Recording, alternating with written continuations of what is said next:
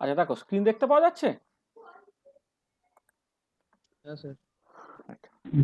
ঠিক আছে তো?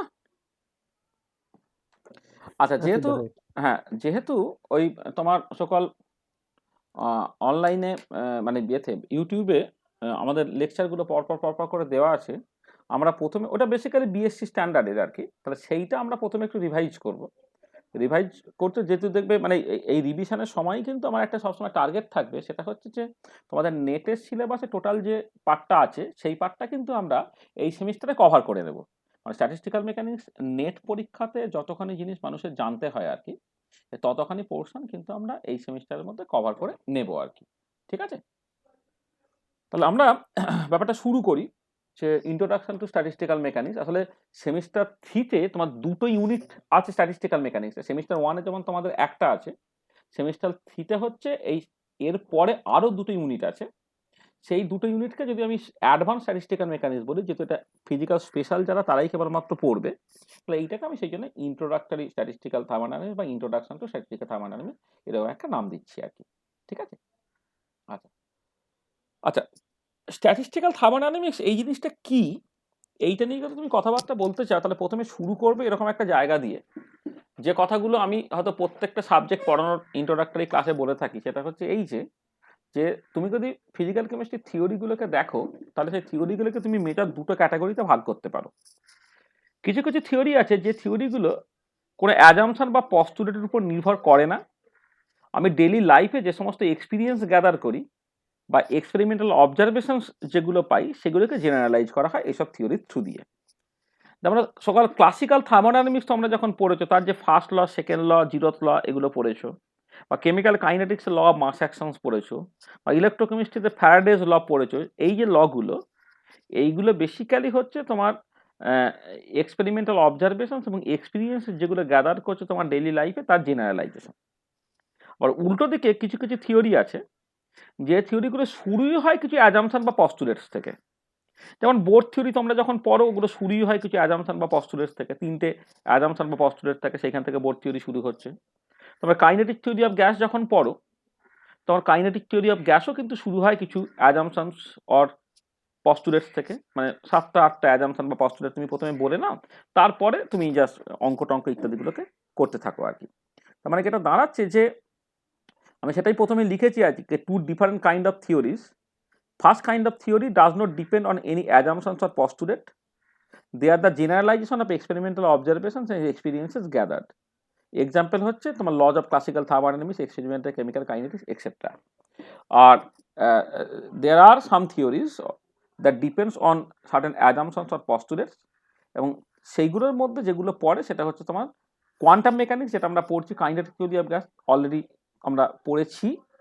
আর স্ট্যাটিস্টিক্যাল থার্মোডাইনামিক্সও হচ্ছে তোমার বেসিক্যালি এই সেকেন্ড টাইপ অফ থিওরির মধ্যে পড়ে, যেটা তোমার শুরু হয় কিন্তু অ্যাজাম্পশনস অর পস্টুলেটস থেকে। ঠিক আছে, আচ্ছা দাঁড়াও তো এক সেকেন্ড, এক সেকেন্ড একটুখানি, হ্যাঁ।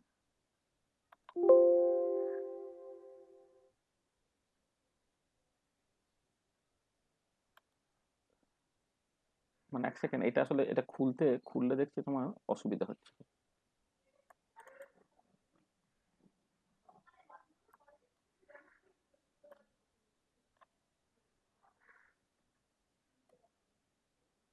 দেখো, দেখা যাচ্ছে তো? আচ্ছা এক সেকেন্ড দাঁড়া তো, মানে হ্যাঁ এটা স্যার। দাঁড়া এক সেকেন্ড একটুখানি, অল ট্যাপস।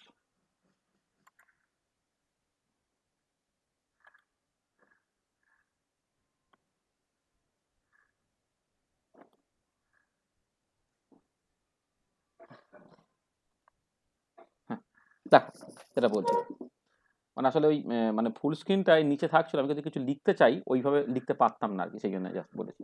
ঠিক আছে, যাকে আমি তাহলে আবার ব্যাপারটাকে বলি। সেটা হচ্ছে যে তোমার স্ট্যাটিস্টিক্যাল থার্মোডাইনামিক্স যেটা আমরা পড়বো, সেই স্ট্যাটিস্টিক্যাল থার্মোডাইনামিক্সটা হচ্ছে তোমার বেসিক্যালি সেকেন্ড ক্যাটাগরির মধ্যে পড়ছে, যেটা তোমার শুরুই হবে কিছু অ্যাজাম্পশন বা পস্টুলেটস থেকে।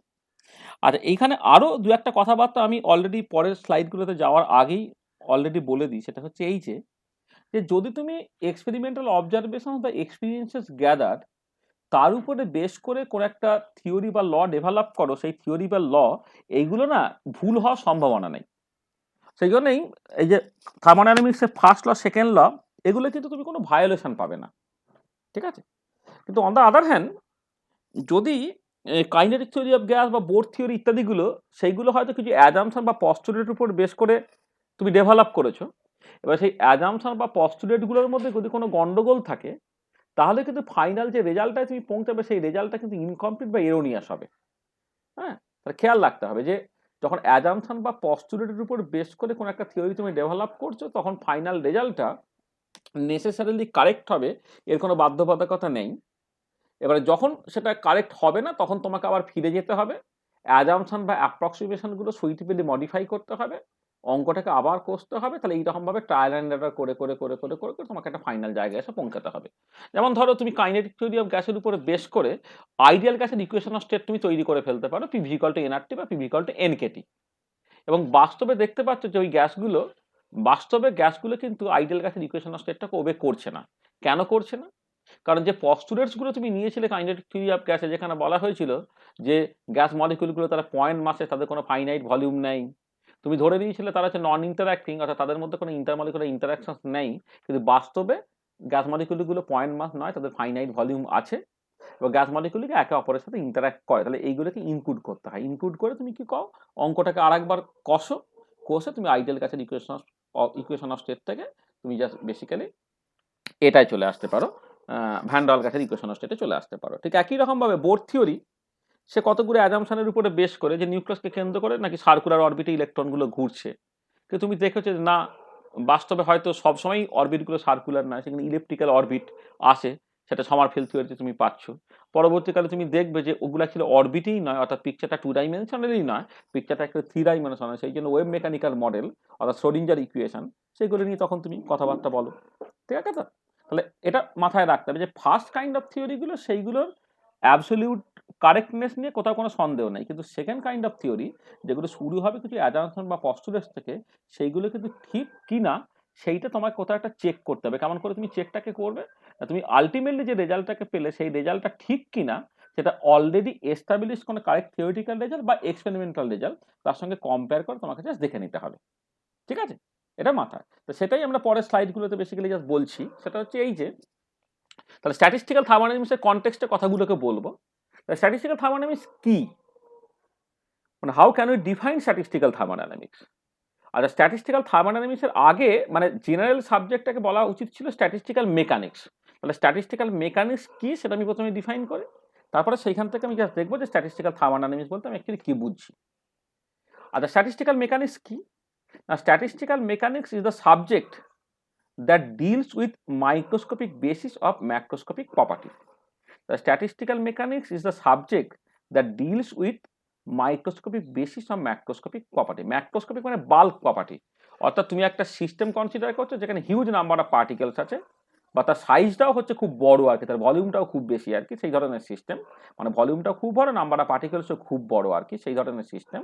সেই ধরনের সিস্টেমগুলোকে বলা যায় মানে মানে ম্যাক্রোস্কোপিক সিস্টেম, এবং তার সঙ্গে অ্যাসোসিয়েটেড কিছু প্রপার্টি থাকতে পারে, তার টেম্পারেচার, তার প্রেশার, তার ভলিউম, তার এনার্জি, তার এনট্রপি, তার কেমিক্যাল পোটেনশিয়াল এক্সেট্রা। এবারে ওই যে কোয়ান্টিটিগুলোকে তুমি জাস্ট মাইক্রোস্কোপিক পয়েন্ট অফ ভিউতে বুঝতে চাইছো। তুমি জাস্ট বোঝার চেষ্টা করো, ধর কাইনেটিক থিওরি অফ গ্যাসে প্রেশার, তা প্রেশার একটা গ্যাসের জন্য একটা ভীষণ ইম্পর্টেন্ট প্রপার্টি, এবং সেই প্রেশারটা তুমি ম্যাক্রোস্কোপিক করে একটা সিস্টেম কনসিডার করো, যেখানে দেওয়ালে যে প্রেশারটা দিচ্ছে সেখানে ম্যানোমিটার বা কিছু দিয়ে তুমি যা মেপে নিতে পারো। কাইনেটিক থিওরি অফ গ্যাস তোমায় কি করলো, তুমি কি করলে কাইনেটিক থিওরি অফ গ্যাস থেকে? তুমি বললে যে ইন্ডিভিজুয়াল মলিকুলগুলো তারা বেসিক্যালি হচ্ছে দেওয়ালে ধাক্কা দিচ্ছে, দেওয়ালে ধাক্কা দিলে প্রত্যেকটা ধাক্কার জন্য একটা মোমেন্টামের চেঞ্জ হচ্ছে, আর rate of change in momentum সেইটা পার ইউনিট এরিয়া, সেটা তোমাকে প্রেশার দিচ্ছে। দেখো তুমি কি করলে না, ম্যাক্রোস্কোপিক একটা প্রপার্টি যেটা হচ্ছে প্রেশার, সেটাকে তুমি ইন্ডিভিজুয়াল মলিকুলগুলো দেওয়ালে ধাক্কা দিচ্ছে, তাদের জন্য মোমেন্টামের চেঞ্জ, তার অ্যাভারেজ বের করছো, সেটা ফোর্স দিচ্ছে, তাকে তুমি এরিয়া ক্রস সেকশন দিয়ে ভাগ করছো, করে তোমার প্রেশার দিচ্ছে। অর্থাৎ ম্যাক্রোস্কোপিক প্রপার্টি প্রেশারটাকে তুমি মাইক্রোস্কোপিক পয়েন্ট অফ ভিউ থেকে বুঝে নিয়েছিলে।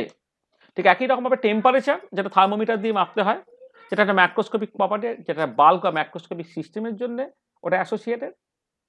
তুমি ওখানে কি করেছিলে না, অ্যাভারেজ কাইনেটিক এনার্জি ক্যালকুলেট করেছিলে, অ্যাভারেজ কাইনেটিক এনার্জি ক্যালকুলেট করার পর তুমি বলেছিলে অ্যাভারেজ কাইনেটিক এনার্জি সেটা 3/2 কেটির সঙ্গে সমান, অর্থাৎ temperature is the manifestation of the average kinetic energy. তাহলে ইন্ডিভিজুয়াল মলিকুলগুলো কাইনেটিক এনার্জি তুমি জাস্ট ক্যালকুলেট করছো বা মেজার করছো বা গেস করছো, সেখান থেকে একটা অ্যাভারেজ বের করছো এবং সেই অ্যাভারেজ এনার্জিটা সামাও টেম্পারেচারের সঙ্গে প্রপোর্শনাল হচ্ছে। তার মানে দেখো এই যে টেম্পারেচার এবং প্রেসার, এই যে দুটো কোয়ান্টিটি, যেটা ম্যাক্রোস্কোপিক মানে যেই দুটো প্রপার্টি যারা বেসিক্যালি ম্যাক্রোস্কোপিক প্রপার্টি, সেই ম্যাক্রোস্কোপিক প্রপার্টিটাকে তুমি কিন্তু বুঝে নিয়েছিলে কি করে, মাইক্রোস্কোপিক পয়েন্ট অফ ভিউ থেকে বা মলিকুলার পয়েন্ট অফ ভিউ থেকে। স্ট্যাটিস্টিক্যাল মেকানিক্সের মূল ফিলোসফিটাই বেসিক্যালি এই যে এটা একটা subject that deals with microscopic basis of macroscopic property, অর্থাৎ ম্যাক্রোস্কোপিক কোন একটা প্রপার্টিকে বা বাল্ক কোন একটা প্রপার্টিকে তুমি মলিকুলার পয়েন্ট অফ ভিউ থেকে বা individual particles point of view থেকে তুমি সেটাকে এক্সপ্লেন করার চেষ্টা করবে। আচ্ছা, এবারে এই যে ম্যাক্রোস্কোপিক প্রপার্টিটা, সেই ম্যাক্রোস্কোপিক প্রপার্টিটা যখন থার্মোডাইনামিক প্রপার্টি হয়ে যাবে না, তখনই সেটা হয়ে যাবে স্ট্যাটিস্টিক্যাল থার্মোডাইনামিক, যেটা নিয়ে আমরা বেসিক্যালি এই সেমিস্টারে স্ট্যাটিস্টিক্যাল মেকানিক্স পাঠের মধ্যে আলোচনা করব।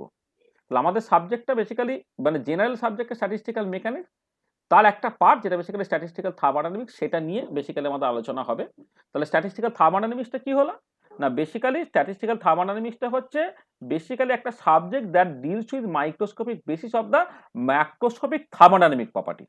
এখানে আমি লিখেছি when the macroscopic properties are related to thermodynamics then it is called statistical thermodynamics. তাহলে this means statistical thermodynamics deals with microscopic basis of the macroscopic thermodynamic properties.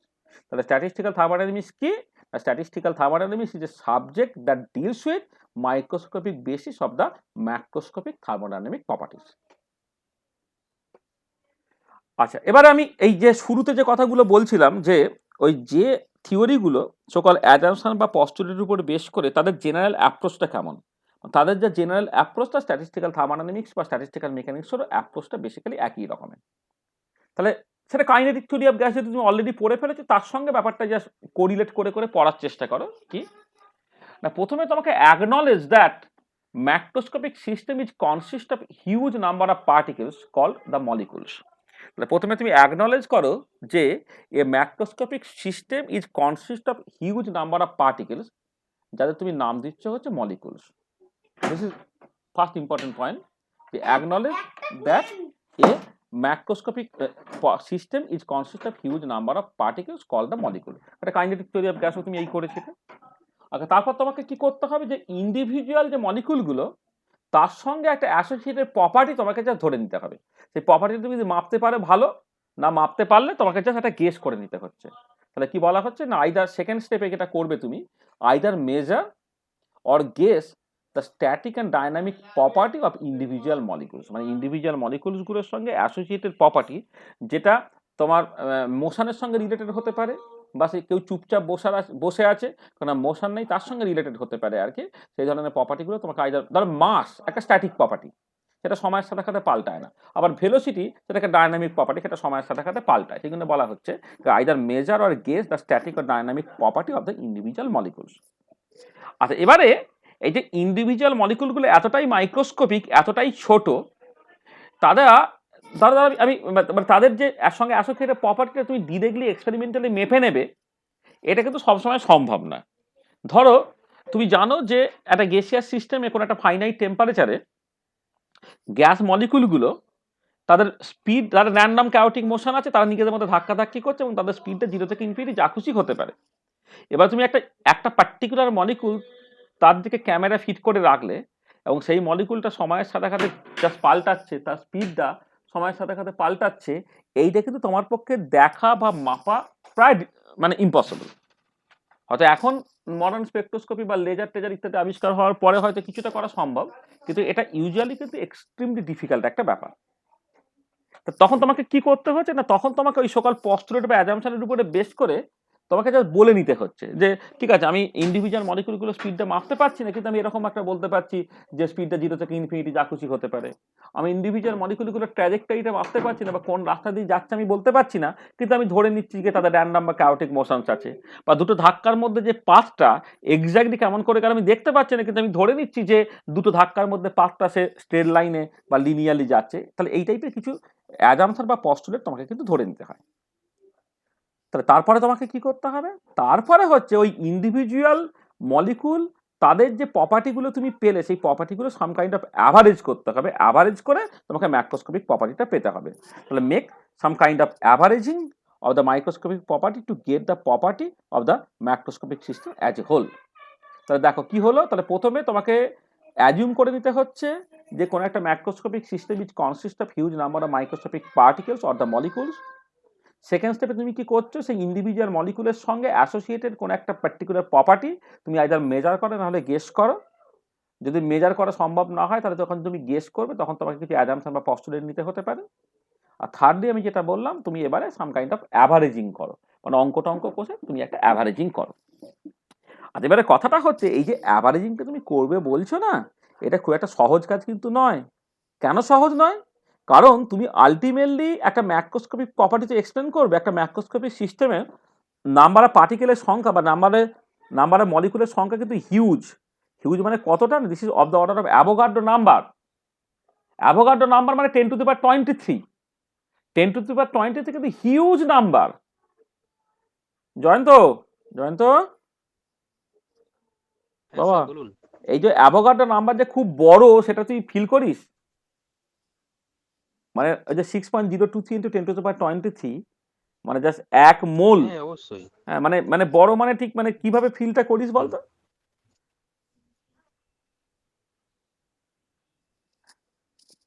মানে ঠিক মানে বড় মানে স্যার মানে কি করে বোঝাবো?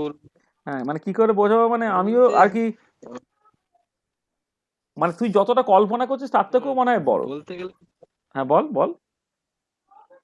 হ্যাঁ হ্যাঁ হ্যাঁ, ওটাই। মানে যদি বলি একটা সমুদ্রের মধ্যে, না সমুদ্রকে যদি নাও গিয়ে যদি ধরি যে একটা পুকুরের মধ্যে যতটা জল থাকে। হ্যাঁ স্যার ওই মাথার চুলের এক্সাম্পলটা।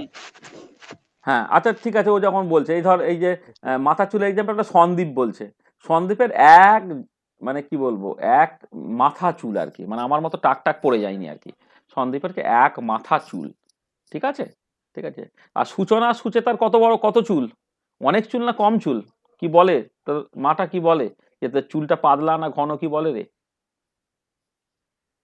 সুচেতা? Sir medium. মিডিয়াম। আচ্ছা আচ্ছা, মিডিয়াম মানে খুব বেশিও না খুব কমও নয়। আচ্ছা তবুও মোটামুটি কত হবে জানিস? তোর মাথায় টোটাল কতগুলো চুল আছে একটা গুনে দেখেছিস নাকি? মা কখনো গুনে দেখেছে উকুন বাচ্চার নাম করে, তখন উকুন বাঁচতো তোর মাথায়? হ্যাঁ, না স্যার। গোনেনি মা? সেটা কি গোনা সম্ভব? গোনা সম্ভব নয়? সম্ভব কিন্তু সেই সেন্সে নয়। আচ্ছা, কিন্তু এই লোকে না মোটামুটি গুনেছে কিন্তু, মানে এখন তো সাথে চুল বসানো যায় জানিস তো, তো যদি পয়সা থাকে তুই কিন্তু চুল বসিয়ে নিতে পারি।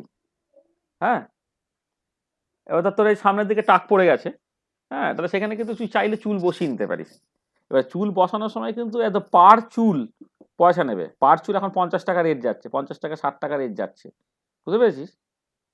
মানে 1000 খানেক চুল বসাতে হচ্ছে 60,000 টাকা লাগবে। তাহলে এখন কিন্তু গুনে গুনে চুল বসানো হচ্ছে, তাহলে নিশ্চয়ই একটা মাথায় মোটামুটি ভাবে কতগুলো চুল থাকে লোকে যা গুনে ফেলে। ঠিক আছে তো? এবার গুনলে যেটা ওই 1 লাখ থেকে 1,10,000 এরকম একটা মোটামুটি দাঁড়ায়, বুঝেছিস? মানে ছেলেদের মাথায় চুল একটু বেশি থাকে জানিস তো সংখ্যায়, ওদের ওই 1,10,000 মতো, আর তোর মাথায় চুল একটু কম আছে 90,000 1 লাখ এরকম একটা চুল হবে। আচ্ছা 1 লক্ষ মানে 10 টু দি পাওয়ার কত রে জয়ন্ত? 6 হবে না 5 হবে? 1 লক্ষ মানে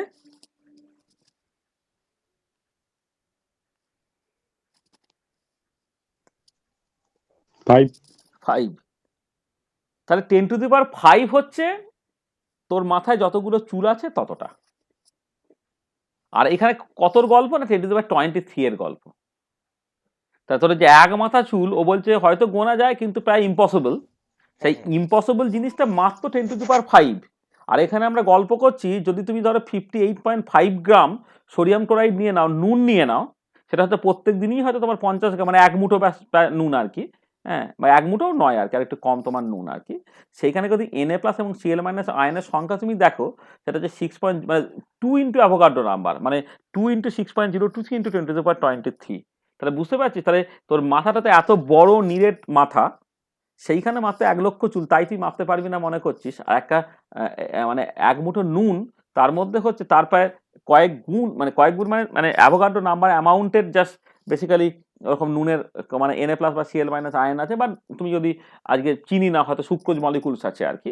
হ্যাঁ, সেই যে মানে 180 গ্রাম মোটামুটি তুমি নিলে, 180 গ্রাম নাকি একটা হবে, দেখতে হবে মলিকুলার ওয়েট আর কি। হ্যাঁ, দিয়ে তুমি ততখানি নিলে, দেখলে সেখানে অতগুলো হচ্ছে তোমার মলিকুলস আছে, তাহলে সংখ্যাটা সত্যি অনেক বড়। আরো তুমি দেখতে পারো যে ভারতে বলে জনসংখ্যা হচ্ছে প্রচুর বেড়ে গেছে, মানে ভারতের নাকি দুর্দশার মূল কারণটা হচ্ছে জনসংখ্যা প্রচুর বেড়ে যাওয়া। এই জনসংখ্যাটা কত, ভারতের জনসংখ্যা কিরকম রে জানেন তো মোটামুটি? এখন তো 141 কোটির মতো, আচ্ছা আচ্ছা, ধরে নাও 140 কোটি, মানে তাহলে 2011 140 কোটি। রিকমেন্ডেশনে 137 কোটি দেখেছিল। হ্যাঁ, তাহলে ধরো, তাহলে ওটা 1.137 মানে 1.37 যদি তুমি করো ইন্টু 10 টু দি পাওয়ার, তাহলে মাথায় কটা থাকবে শূন্য? 1 কোটি মানে 10 টু দি পাওয়ার কত?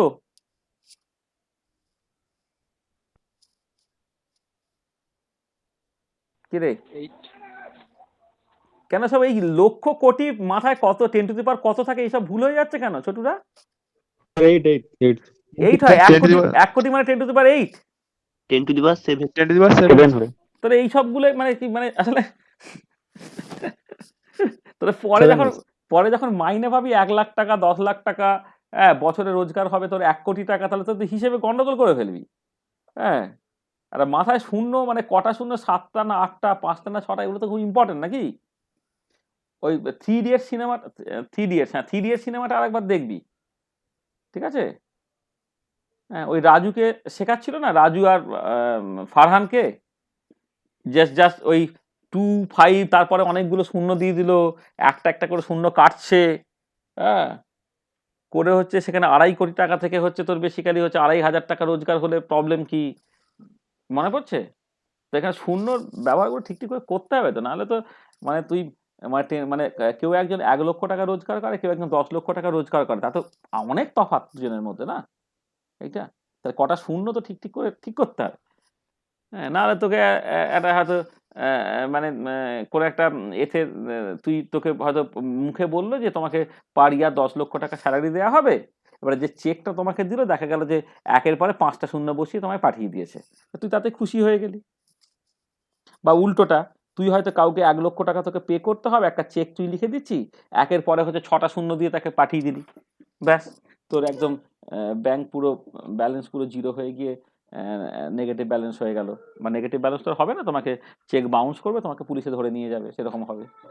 তাহলে মোটামুটি লক্ষ কোটি মাথায় কতগুলো শূন্য থাকে সে সম্বন্ধে একটা পরিষ্কার ধারণা করতে হবে। তাহলে এবারে বলো, ভারতের জনসংখ্যা এই 1.37 ইন্টু 10 টু দি পাওয়ার কত, যদি 137 কোটি হয়?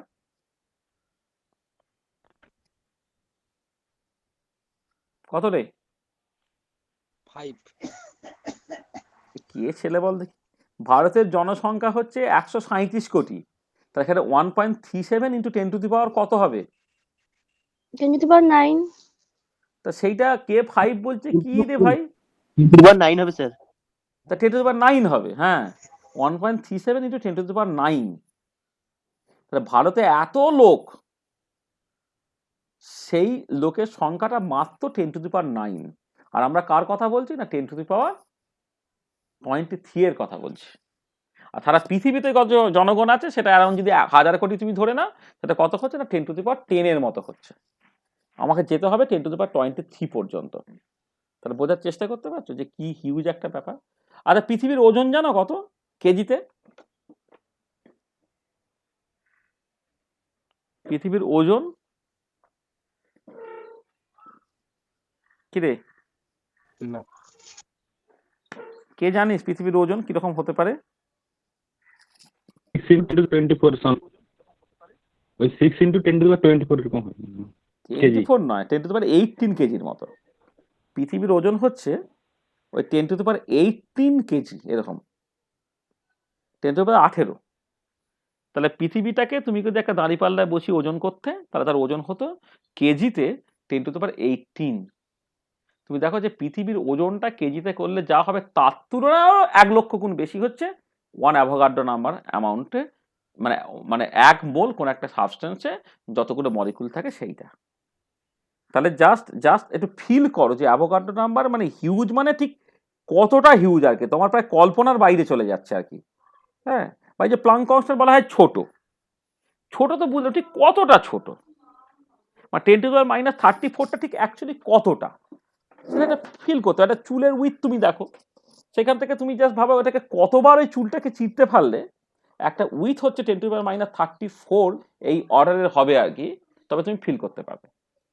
ঠিক আছে, তাহলে এই যে যখন কোন একটা জিনিসকে তুমি ছোট বলো, কোন একটা জিনিসকে বড় বলো, কিন্তু মোটামুটিভাবে একটা পার্সপেক্টিভ তোমার থাকা দরকার, কারণ এটা আসলে আমাদের চেনা জানা জগৎ থেকে তো একটু অন্যরকম। 10⁻34 এর রেঞ্জে কোনো কিছুই তুমি চোখের সামনে দেখতে পাচ্ছ না, বা 10⁻23 এর অর্ডারের কোনো কিছুই তুমি চোখের সামনে কিন্তু দেখতে পাচ্ছ না বা গুনতে পারছো না। হ্যাঁ, তাহলে যেটা কথা হচ্ছে যে তোমার মানে আমার ওই চেনা জানা জগৎ থেকে যেহেতু একটুখানি অন্য রকমের রাখি, তাহলে একটা তোমাকে ওই কম্পেয়ার করে করে করে একটা ফিলিংসের জায়গায় নিয়ে চলে আসতে হবে যে বড় মানে অ্যাকচুয়ালি ঠিক কতটা বড়, ছোট মানে ঠিক বেসিক্যালি অ্যাকচুয়ালি কতটা ছোট, এটা তোমার মাথায় রাখতে হবে। ঠিক আছে, তাহলে যেটা আমি বলছিলাম যে এই যে থার্ড পয়েন্টে যেটা বলা হয়েছিল যে তোমাকে সাম কাইন্ড অফ অ্যাভারেজিং করতে হবে। ঠিক আছে, মানে make some kind of averaging of the microscopic property to get the property of the macroscopic system as a whole. এটা তাহলে এবারে কথাটা হচ্ছে যেহেতু একটা থার্মোডাইনামিক সিস্টেমের নাম্বার অফ পার্টিকেলস হচ্ছে huge of the order of Avogadro number, তাহলে এই যে অ্যাভারেজিং করাটা, এই অ্যাভারেজিং করাটা খুব কঠিন ব্যাপার। সেইগুলো তোমাকে কি করতে হবে, তোমাকে যেটা করতে হবে some kind of mathematical assumptions or approximation use করতে হবে। কি বলা হচ্ছে, number of particles in a macroscopic system is huge, সেটা of the order of Avogadro number, যে অ্যাভোগাড্রো নাম্বারটা হচ্ছে 6.023 × 10⁻23 per mole. Averaging process is a non-trivial issue and it requires certain assumptions and postulates. তাহলে এই averaging প্রসেসটা খুব একটা সহজ ব্যাপার নয়, যার জন্য তোমার কিন্তু অ্যাজাম্পশনস অর অ্যাপ্রক্সিমেশনস ইউজ করতে হবে। এইটা ঠিক আছে। আর এবারে ফাইনালি তুমি ঠিক করেছো কিনা সেইটার জন্য তোমার কি করতে হবে, finally check whether the final result match with the experimental results or already established correct theoretical result.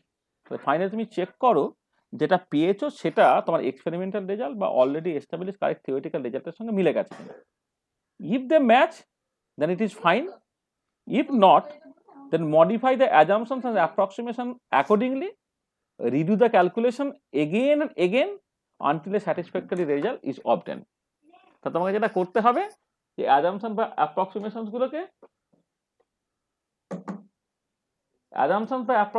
গুলো সেইগুলো তোমাকে মানে সুইটেবলি মডিফাই করতে হতো। মানে তুমি এই কিছু প্রথমে তো পস্টুলেট বা অ্যাজাম্পশন নিয়েইছিলে, কারণ ইন্ডিভিজুয়াল মলিকুলগুলোর সঙ্গে অ্যাসোসিয়েটেড প্রপার্টি তুমি জাস্ট জানতে পারছিলে না বলে। সেকেন্ডলি হচ্ছে যখন অ্যাভারেজিং প্রসেসটা করবে তখন কিছু ম্যাথামেটিক্যাল অ্যাপ্রক্সিমেশন করতে হবে, হ্যাঁ, হয়তো রাউন্ডিং অফ বা অ্যাপ্রক্সিমেশন এই ধরনের কিছু তোমাকে করতে হবে।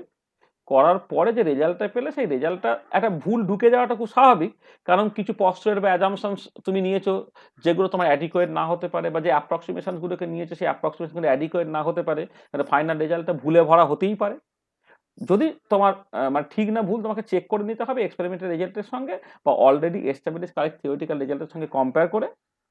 এবার যদি মিলে যায় তো ভালো, যদি না মিলে যায় তাহলে অ্যাজাম্পশন বা অ্যাপ্রক্সিমেশনগুলোকে তোমাকে সুইটেবলি মডিফাই করতে হবে, এই ক্যালকুলেশনগুলো আবার করতে হবে। এটা চলবে চলবে চলবে যতক্ষণ না পর্যন্ত তুমি ফাইনাল একটা জায়গায় এসে পৌঁছাচ্ছ যেটা তোমার এক্সপেরিমেন্টাল রেজাল্টটা বা কারেক্ট থিওরিটিক্যাল রেজাল্টটাকে মোরাললেস কারেক্টলি এক্সপ্লেন করতে পারছে।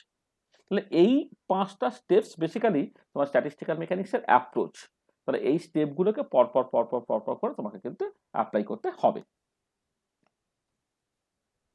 আচ্ছা, এবারে কথাটা হচ্ছে যে ক্লাসিক্যাল থার্মোডাইনামিক্স তো বিএসসিতে যথেষ্ট এক্সটেন্সিভলি পড়া হয়, তোমার মানে অনেকগুলো সেমিস্টার জুড়ে তুমি বেসিক্যালি ক্লাসিক্যাল থার্মোডাইনামিক্সটা পড়েছো। সেই লগুলো, zeroth law, first law, second law, third law, এই লগুলোকে পড়েছো এবং সেই থার্মোডাইনামিক প্রিন্সিপালগুলোকে তুমি বিভিন্ন রকম সিস্টেমের ক্ষেত্রে ব্যবহার করেছো, কেমিক্যাল ইকুইলিব্রিয়াম বুঝতে, আয়নিক ইকুইলিব্রিয়াম বুঝতে, ফেজ ইকুইলিব্রিয়াম বুঝতে, ইত্যাদি ইত্যাদি ইত্যাদি। অর্থাৎ ক্লাসিক্যাল থার্মোডাইনামিক্স তুমি কিন্তু এক্সটেন্সিভলি পড়েছো এবং তুমি কতগুলো দেখবে তুমি কথা নিশ্চয়ই শুনেছো, সেটা হচ্ছে যে মানে ক্লাসিক্যাল থার্মোডাইনামিক্স একটা ইউনিভার্সাল ব্যাপার, মানে সর্বত্র তুমি এটাকে ব্যবহার করতে পারবে। ক্লাসিক্যাল থার্মোডাইনামিক্স একটা মূল স্ট্রেংথ সেটা হচ্ছে যে এটা internal structure of the molecule, তার উপরে সেটা ডিপেন্ড করে না মলিকুলটা লিনিয়ার না নন লিনিয়ার, হ্যাঁ, ডায়াটমিক না পলিঅ্যাটমিক এর উপরে জাস্ট কিছুই নির্ভর করে না। এবং এটাই হচ্ছে ক্লাসিক্যাল থার্মোডাইনামিক্সের স্ট্রেংথ। মানে classical thermodynamics individual molecular structure বা তার শেপ, তার সাইজ, তার উপরে কিন্তু কোনো রকমভাবে নির্ভর করে না। তাহলে classical thermodynamics is universal, it does not bother with the internal structure and the components of the system. This is it does not depend, it does not bother with the internal structure and the components of the system. মানে সিস্টেমে কি কি gas আছে, তার diatomic না পলিঅ্যাটমিক, তাদের structure কি, bond angle কত, বন্ড লেন্থ কত, এর উপরে কিন্তু কোনো রকম ভাবে সেটা নির্ভর করে না। এবং this is the strength of classical thermodynamics. মানে ক্লাসিক্যাল থার্মোডাইনামিক্স ইউনিভার্সাল হয়ে গেলে কিন্তু বেসিক্যালি এটার জন্য। যদি এমন একটা ল হতো সেটা লিনিয়ার মলিকুলের ক্ষেত্রে যা, নন লিনিয়ারের ক্ষেত্রে আলাদা, যেটা সলিডের জন্য যা, লিকুইডের ক্ষেত্রে আলাদা, যেটা তোমার নাইট্রোজেনের জন্য যা, সেটা ফসফিনের ক্ষেত্রে আলাদা, তো মনোঅ্যাটমিক ডায়াটমিকের ক্ষেত্রে যা, পলিঅ্যাটমিকের ক্ষেত্রে আলাদা, তাহলে কিন্তু ক্লাসিক্যাল থার্মোডাইনামিক্স অতটা বিউটিফুল বা অতটা মানে তার মানে সেটা সেই রেসপেক্ট উইক হয়ে পড়তো। আচ্ছা, কিন্তু ক্লাসিক্যাল থার্মোডাইনামিক্স যখন তোমাকে পড়ানো হয়, কতকগুলো প্রশ্নর হয়তো উত্তর দিতে পারলে ভালো হতো, যে প্রশ্নগুলোর উত্তর কিন্তু তুমি বেসিক্যালি দিতে পারো না। ঠিক আছে, কি কি দিতে পারো না? দেখো, তুমি সেকেন্ড ল অফ থার্মোডাইনামিক্স থেকে এনট্রপিটাকে ডিফাইন করছো, কিন্তু এনট্রপিটা তার মানে এনট্রপিটা এরকম একটা বলো, entropy is a measure of microscopic disorder. তাহলে entropy is a measure of microscopic disorder, এরকম একটা কথাবার্তা বলা হয়। কিন্তু যেটা ব্যাপার সেটা হচ্ছে এই যে এর যে ঠিক মানেটা, মানে second law of thermodynamics certainly তোমাকে এনট্রপি চেঞ্জ ক্যালকুলেট করতে শেখায়। কোন একটা ট্রান্সফরমেশন ঘটছে বা কোন একটা পার্টিকুলার প্রসেস ঘটছে, সেই ট্রান্সফরমেশন বা প্রসেসের জন্য এনট্রপি চেঞ্জ কতটা হলো সেইটা তোমাকে সেকেন্ড ল শেখায়। কিন্তু অ্যাবসলিউট এনট্রপি, তার যে মাইক্রোস্কোপিক বেসিসটা, যেটা হয়তো কথায় কথায় তোমাকে বলে দেওয়া হয় যে মেজার অফ মাইক্রোস্কোপিক ডিসঅর্ডার, কিন্তু ঠিক মাইক্রোস্কোপিক ডিসঅর্ডারের সঙ্গে এনট্রপির যে ডিরেক্ট রিলেশনটা কি, যেটা পরবর্তীকালে বোলজম্যান হাইপোথিসিস S=KLN W তার থ্রু দিয়ে আসবে, সেইটা কিন্তু স্ট্যাটিস্টিক্যাল মেকানিক্সের বিষয়। ক্লাসিক্যাল থার্মোডাইনামিক্সে কিন্তু অ্যাবসলিউট এনট্রপি তার মাইক্রোস্কোপিক বেসিস নিয়ে কোনো কথাবার্তা বলা হয় না। আচ্ছা, তুমি ক্লাসিক্যাল থার্মোডাইনামিক্সে যখন সেকেন্ড ল বলো, তখন এরকম বলো যে কোনো একটা স্পন্টিনিয়াস, মানে কোনো একটা ইউনিভার্সের জন্য বা কোনো একটা আইসোলেটেড সিস্টেমের জন্য এনট্রপি অলওয়েজ ইনক্রিজ করছে ইন স্পন্টিনিয়াস প্রসেস, আর এটা attains is maximum limiting value when equilibrium is established. এটা তুমি বলো, কিন্তু এটা কেন এনট্রপিটা অলওয়েজ ইনক্রিজ করে ইন এ স্পন্টিনিয়াস প্রসেস, কেন এনট্রপিটা বেড়ে বেড়ে তার ম্যাক্সিমাম লিমিটিং ভ্যালুতে পৌঁছে গেলে ইকুইলিব্রিয়ামটা এস্টাবলিশ হয়, কেনর উত্তর কিন্তু তোমার কাছে ছিল না। আচ্ছা, তুমি থার্ড ল অফ থার্মোডাইনামিক্সে পড়েছো যে for a pure and perfectly crystalline solid absolute এনট্রপিটা 0 হয়ে যায় যখন টেম্পারেচার টেন্ডস টু 0 কেলভিন। এই স্টেটমেন্টটা তুমি জানো, কিন্তু কেন টেম্পারেচার টেন্ডস টু 0 হলে অ্যাবসলিউট এনট্রপিটা 0 হয়ে যায় সেটা কিন্তু তুমি জানো না। বা তুমি হয়তো ইকুয়েশন অফ স্টেট প্রচুর পড়েছো, P = NKT পড়েছো, বা P + A/v² × V - NB P + N² A/v² × V - NB = nRT, van der কাছে ইকুয়েশন অফ স্টেট পড়েছো। কিন্তু সেই ইকুয়েশন অফ স্টেটগুলোকে মাইক্রোস্কোপিক বা মলিকুলার পয়েন্ট অফ ভিউ থেকে তুমি কেমন করে আনবে, সেইটা কিন্তু ক্লাসিক্যাল থার্মোডাইনামিক্সে বলা হচ্ছিল না। তার মানে প্রচুর প্রশ্ন আছে, যে প্রশ্নগুলো তোমার মনের মধ্যে হয়তো তখন জেগেছিল, কিন্তু ক্লাসিক্যাল থার্মোডাইনামিক্স তার যে মূল ফিলোজফি, সেইখানে কিন্তু মাইক্রোস্কোপিক পয়েন্ট অফ ভিউ থেকে সে কিছুই ভাবে না। কোন একটা বাল্ক সিস্টেম, তার মধ্যে কি কি ইনগ্রিডিয়েন্টস আছে, তাদের ইন্টারনাল স্ট্রাকচার বা কম্পোজিশন, তার উপরে যেহেতু ক্লাসিক্যাল থার্মোডাইনামিক্স বা তার লগুলো নির্ভর করে না, তাহলে যে প্রশ্নগুলো তোমার মনের মধ্যে জেগেছিল হয়তো সেই উত্তরগুলো জানতে পারলে তোমার আন্ডারস্ট্যান্ডিংটা অনেক বেটার হতো। হ্যাঁ, সেই উত্তরগুলো কিন্তু ক্লাসিক্যাল থার্মোডাইনামিক্স তোমায় দিতে পারেনি। তাহলে এইটাই হচ্ছে তোমার সকল ক্লাসিক্যাল থার্মোডাইনামিক্সের কিছু লিমিটেশনস। ঠিক আছে, এবারে স্ট্যাটিস্টিক্যাল থার্মোডাইনামিক্স কিন্তু তোমাকে সেই হেল্পটা তোমায় করবে। মানে স্ট্যাটিস্টিক্যাল থার্মোডাইনামিক্সের যেটা মূল ফিলোজফি, সেটা আমি প্রথমেই বলেছি যে it can explain the microscopic property from the microscopic point of view or from the molecular point of view. সেই কাজটা কিন্তু তোমার স্ট্যাটিস্টিক্যাল মেকানিক্স করবে। তা সেই স্ট্যাটিস্টিক্যাল মেকানিক্সের স্কোপ এবং অ্যাপ্লিকেবিলিটিটা কোথায় না, like thermodynamics statistical mechanics universal. অর্থাৎ ইউনিভার্সাল মানে হচ্ছে তোমার স্ট্যাটিস্টিক্যাল থার্মোডাইনামিক্স তুমি সর্বত্র ইউজ করতে পারো। সর্বত্র মানে কোথায় না, ছোট সিস্টেম থেকে বড় সিস্টেম সর্বত্র তুমি ইউজ করতে পারবে। যে কোনো স্টেটস অফ ম্যাটার, অর্থাৎ সলিড, লিকুইড, গ্যাস, প্লাজমা, যে কোনো ক্ষেত্রে ইউজ করতে পারবে, যে কোনো টেম্পারেচার রেঞ্জে তুমি ইউজ করতে পারবে। তো সেটাই আমরা লিখেছি, statistical mechanics is universal. Concept of statistical mechanics can be used in a system of arbitrary size, that is from very small size like cell, tissues, etc. to very big systems like universe, in any states of matter like solid, liquid, gas and plasma, যে কোনো states of ম্যাটারের জন্য তুমি এটাকে ব্যবহার করতে পারছো in any temperature from very low to high temperature. যখন Bose Einstein condensation দেখবে সেটা তোমার জাস্ট সাম মানে মানে মিলি কেলভিন বা মাইক্রো কেলভিন বা ন্যানো কেলভিন এই অর্ডারে ঘটে, অর্থাৎ ভীষণ লো টেম্পারেচারে। আবার স্টার্স বা সান তাদের টেম্পারেচার 6000 7000 আরও ডিগ্রি সেন্টিগ্রেড বা আরও বেশি আর কি। সর্বত্রই কিন্তু সর্বত্রই কিন্তু প্রিন্সিপাল অফ স্ট্যাটিস্টিক্যাল মেকানিক্সটাকে ইউজ করতে পারছো। এটা গল্পটা। তাহলে দেখো আমি জাস্ট বেসিক কিছু কথাবার্তা বললাম। তাহলে এখন পর্যন্ত আমি কি বলেছি আমি জিনিসটাকে সামারাইজ করছি, সেটা হচ্ছে এই যে স্ট্যাটিস্টিক্যাল মেকানিক্স কি প্রথমে আলোচনা। আচ্ছা, প্রথমে দুটো ডিফারেন্ট কাইন্ড অফ থিওরি থাকে, হ্যাঁ, ফার্স্ট টাইপ আর সেকেন্ড টাইপ, সেটা নিয়ে আমরা একটা আলোচনা করেছি। আর statistical thermodynamics second kind of থিওরির উপরতে পড়ে গেছে, যেখানে কিছু অ্যাজাম্পশন বা পস্টুলেট থাকবে। স্ট্যাটিস্টিক্যাল মেকানিক্স বলে কি, স্ট্যাটিস্টিক্যাল থার্মোডাইনামিক্স কি, এটাকে জাস্ট বলা হয়েছে। স্ট্যাটিস্টিক্যাল থার্মোডাইনামিক্সের মূল যে অ্যাপ্রোচটা আর কি, যে 5টা স্টেপে পরপর করে তুমি দেখবে, সেটা নিয়ে আমরা কথাবার্তা বলেছি। ক্লাসিক্যাল থার্মোডাইনামিক্স কি এবং তার যে মেজর লিমিটেশনসগুলো সেগুলোকে পড়েছি, এবং স্ট্যাটিস্টিক্যাল থার্মোডাইনামিক্স সেই লিমিটেশনগুলো কেমন করে ওভারকাম করতে পারে সেটা আমাকে জাস্ট দেখতে হবে। আর তোমার স্ট্যাটিস্টিক্যাল মেকানিক্সের ক্ষেত্রে তোমার যে তার স্কোপ এবং অ্যাপ্লিকেবিলিটির জায়গাটা, সেইটা নিয়ে আমরা কিছু কথাবার্তা বলেছি। তা দেখো এখন পর্যন্ত যা বলেছি তাতে কারো কোনো অসুবিধা আছে নাকি? মানে এখন পর্যন্ত যা বলা হয়েছে তাতে কারো কোনো অসুবিধা আছে কিনা বলে না।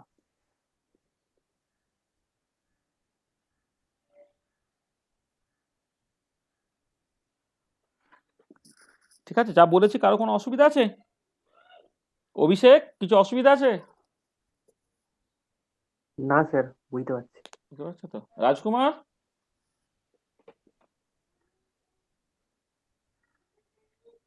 না স্যার, ঠিক আছে তো? মোটামুটি বুঝতে পেরেছি। মোটামুটি কেন, মানে কোনটা মোটামুটি কেন, মানে বল কোন জায়গাটা মানে একটু বুঝতে অসুবিধা হচ্ছে আমায় বল। না স্যার, বুঝতে পেরেছি। তাহলে মোটামুটি কথা বলছিস কেন?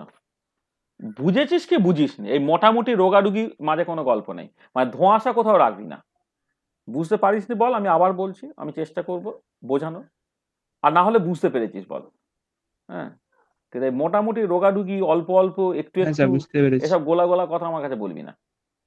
আমি যেটা বুঝি বুঝি, যেটা বুঝি না তো বুঝি না, ওই অল্প অল্প বুঝি এসব জাস্ট মানে হয় না। তা কি পরিষ্কার বুঝেছিস যা বলেছি কথাগুলো? হ্যাঁ স্যার। আচ্ছা, আর কেউ কে পরিষ্কার বোঝনি সে বলো।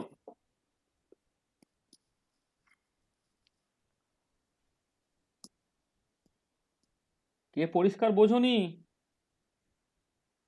বাবুরা?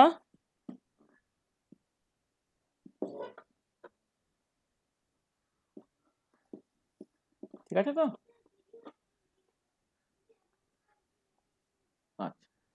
আচ্ছা, চলো তাহলে আমি আরেকটু এগোই নাকি? এগোবো তো? হ্যাঁ স্যার। আচ্ছা আচ্ছা, এবারে আমি যেটা করব, যে স্ট্যাটিস্টিক্যাল মেকানিক্স একটা সায়েন্স, তো সেটাকে সিস্টেমেটিক্যালি পড়ার জন্য কিছু কিছু কনসেপ্ট বা টার্মিনোলজিস ইন্ট্রোডিউস করতে হয়। এই কনসেপ্টস আর টার্মিনোলজিসগুলো আমরা এবারে ইন্ট্রোডিউস করার চেষ্টা করব, ঠিক আছে? আচ্ছা, সেই কনসেপ্ট বা টার্মিনোলজিসগুলো কি কি সেটা পরপর করে দেখা যাক। দেখো, যেটা হচ্ছে যে তোমার প্রথম যে জিনিসটা নিয়ে আমরা আলোচনা করব সেটা হচ্ছে থার্মোডাইনামিক সিস্টেম। মানে আসলে থার্মোডাইনামিক সিস্টেম আমি তো আলটিমেটলি দেখতে চাইছি কি মাইক্রোস্কোপিক পয়েন্ট অফ ভিউ থেকে কোনো একটা থার্মোডাইনামিক প্রপার্টি আমি জাস্ট বোঝার চেষ্টা করব। তো থার্মোডাইনামিক প্রপার্টি মানে বেসিক একটা ম্যাক্রোস্কোপিক বা বাল্ক প্রপার্টি অবভিয়াসলি। এবং যেটা দেখবে যে যে এই যে সকল ক্লাসিক্যাল থার্মোডাইনামিক্স সেটা কিন্তু ম্যাক্রোস্কোপিক বা বাল্ক সিস্টেমের জন্যই ব্যবহার করতে তুমি পারো। কোনো একটা সিঙ্গেল মলিকুলের জন্য কিন্তু লজ অফ ক্লাসিক্যাল থার্মোডাইনামিক্স অর্থাৎ এই zeroth law, first law, second law, third law, এগুলো কিন্তু তুমি ব্যবহার করতে পারো না। তাহলে একটা কথা সেটা হচ্ছে এই যে তোমার ম্যাক্রোস্কোপিক বা বাল্ক সিস্টেমে লজ অফ ক্লাসিক্যাল থার্মোডাইনামিক্স ব্যবহার করা যায়। আর ওই যে ম্যাক্রোস্কোপিক বাল্ক সিস্টেমগুলো সেগুলিকেই বলা হবে তোমার থার্মোডাইনামিক সিস্টেম। তাহলে এক কথায় তুমি বলতে পারো যে thermodynamic system is a macroscopic or bulk system where laws of classical thermodynamics are applicable. তাহলে ক্লাসিক্যাল থার্মোডাইনামিক্স গুলো যে ম্যাক্রোস্কোপিক বা বাল্ক সিস্টেম তুমি অ্যাপ্লাই করতে পারো সেটাই হচ্ছে তোমার থার্মোডাইনামিক সিস্টেম। আচ্ছা, এবার হচ্ছে যে ম্যাক্রোস্কোপিক মানে বড়, বাল্ক মানে বেসিক্যালি বড়। এই বড় মানে ঠিক কতটা বড় এটা তোমায় বুঝতে হবে। আমি দেখো যখন ক্লাসিক্যাল থার্মোডাইনামিক্সের স্ট্রেংথ বলেছিলাম সেটা ইউনিভার্সাল, ইউনিভার্সাল মানে কি বলা হচ্ছে না, যে মানে গ্যালাক্সির মতো একটা বড় জায়গার ক্ষেত্রেও তুমি লজ অফ ক্লাসিক্যাল থার্মোডাইনামিক্স ব্যবহার করতে পারছো, আবার সেল বা টিস্যুজের মতো এরকম ছোট ছোট অবজেক্টের ক্ষেত্রেও তুমি কিন্তু সকল লজ অফ ক্লাসিক্যাল থার্মোডাইনামিক্সকে ব্যবহার করতে পারছো। তাহলে এই যে সেল বা টিস্যু, সেগুলোকে ম্যাক্রোস্কোপিক বা বাল্ক কেন বলছি, তখন তোমাকে আরেকটু ভেতরে ঢুকে দেখতে হবে যে ম্যাক্রোস্কোপিক বা বাল্ক মানে হচ্ছে যে ওই সিস্টেম, যদিও সেটা হয়তো খুব ছোট্ট দেখে মনে হবে ভীষণ ভীষণ ভীষণ ভীষণ টাইনি, কিন্তু ওখানে নাম্বার অফ পার্টিকেলসের সংখ্যা বা নাম্বার অফ মলিকুলের সংখ্যা সেটা কিন্তু হিউজ। হিউজ মানে of the order of Avogadro number. Just বলা হচ্ছে যে total number of particle N tends to infinity. Infinity মানে সত্যি সত্যি ইনফিনিটি নয়, but it is of the order of 10⁻23। আচ্ছা, total volume of the container V tends to infinity. এখানে ভলিউমটা টেন্ডস টু ইনফিনিটি বলতে বেসিক্যালি আমি যেটা বোঝাতে চাই সেটা হচ্ছে এই যে কন্টেনারের ভলিউমটা ইন্ডিভিজুয়াল অ্যাটম বা মলিকুলের যে ভলিউম তার তুলনায় অনেক অনেক অনেক অনেক বেশি।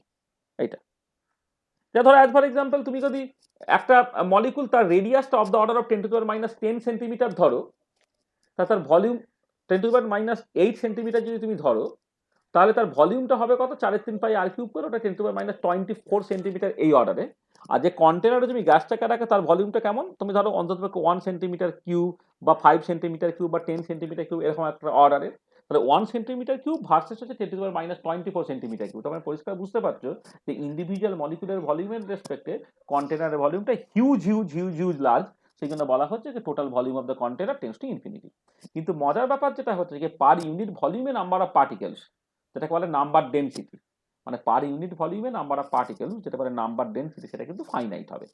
তাহলে একটা থার্মোডাইনামিক সিস্টেম জাস্ট উপরে উপরে বা গোলা গোলা কথা বললে আমরা বলবো এটা একটা ম্যাক্রোস্কোপিক বা বাল্ক সিস্টেম, কিন্তু সত্যি সত্যি সেটাকে যদি তুমি ক্যারেক্টারাইজ করো তাহলে তোমাকে এইভাবে ক্যারেক্টারাইজ করতে হবে যে total number of particles n tend to infinity, total volume of the container v tends to infinity, বা দ্য নাম্বার ডেনসিটি n দিলে যেটা n/v সেটা হচ্ছে ফাইনাইট।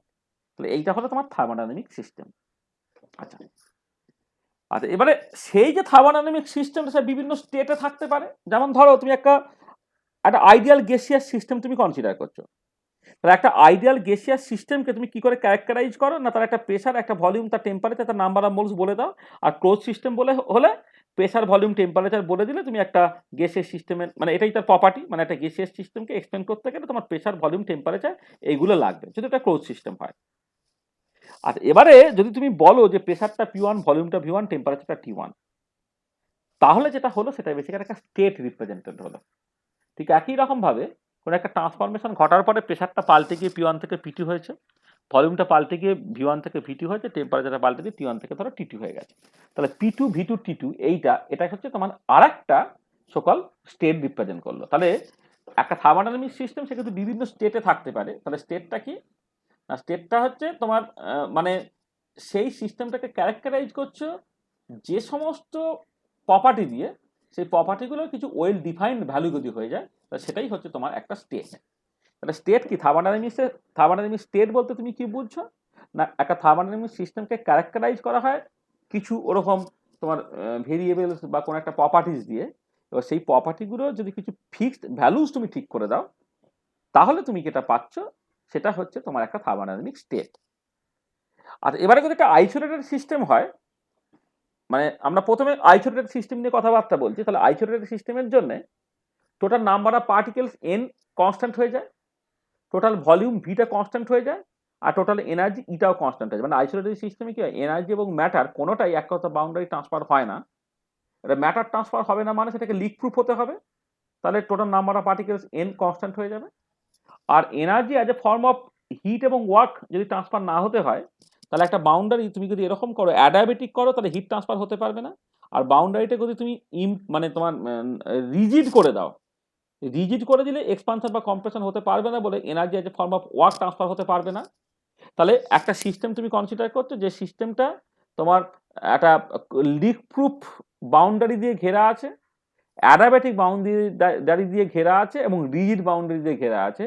তাহলে অর্থাৎ লিক প্রুফ, অ্যাডায়াবেটিক এবং রিজিড বাউন্ডারি দিয়ে ঘেরা যে সিস্টেমটা, সেই সিস্টেমটা একটা বেসিক্যালি আইসোলেটেড সিস্টেম, এবং আইসোলেটেড সিস্টেমের ক্ষেত্রে NVE ফিক্সড হয়ে যাবে। তাহলে NVE তারা কিছু ফিক্সড সেট অফ ভ্যালুস বলে দিলে সেটা হয়ে যাচ্ছে তোমার একটা স্টেট, যেটাকে স্ট্যাটিস্টিক্যাল মেকানিক্সের ল্যাঙ্গুয়েজে বলা হয় ম্যাক্রো স্টেট।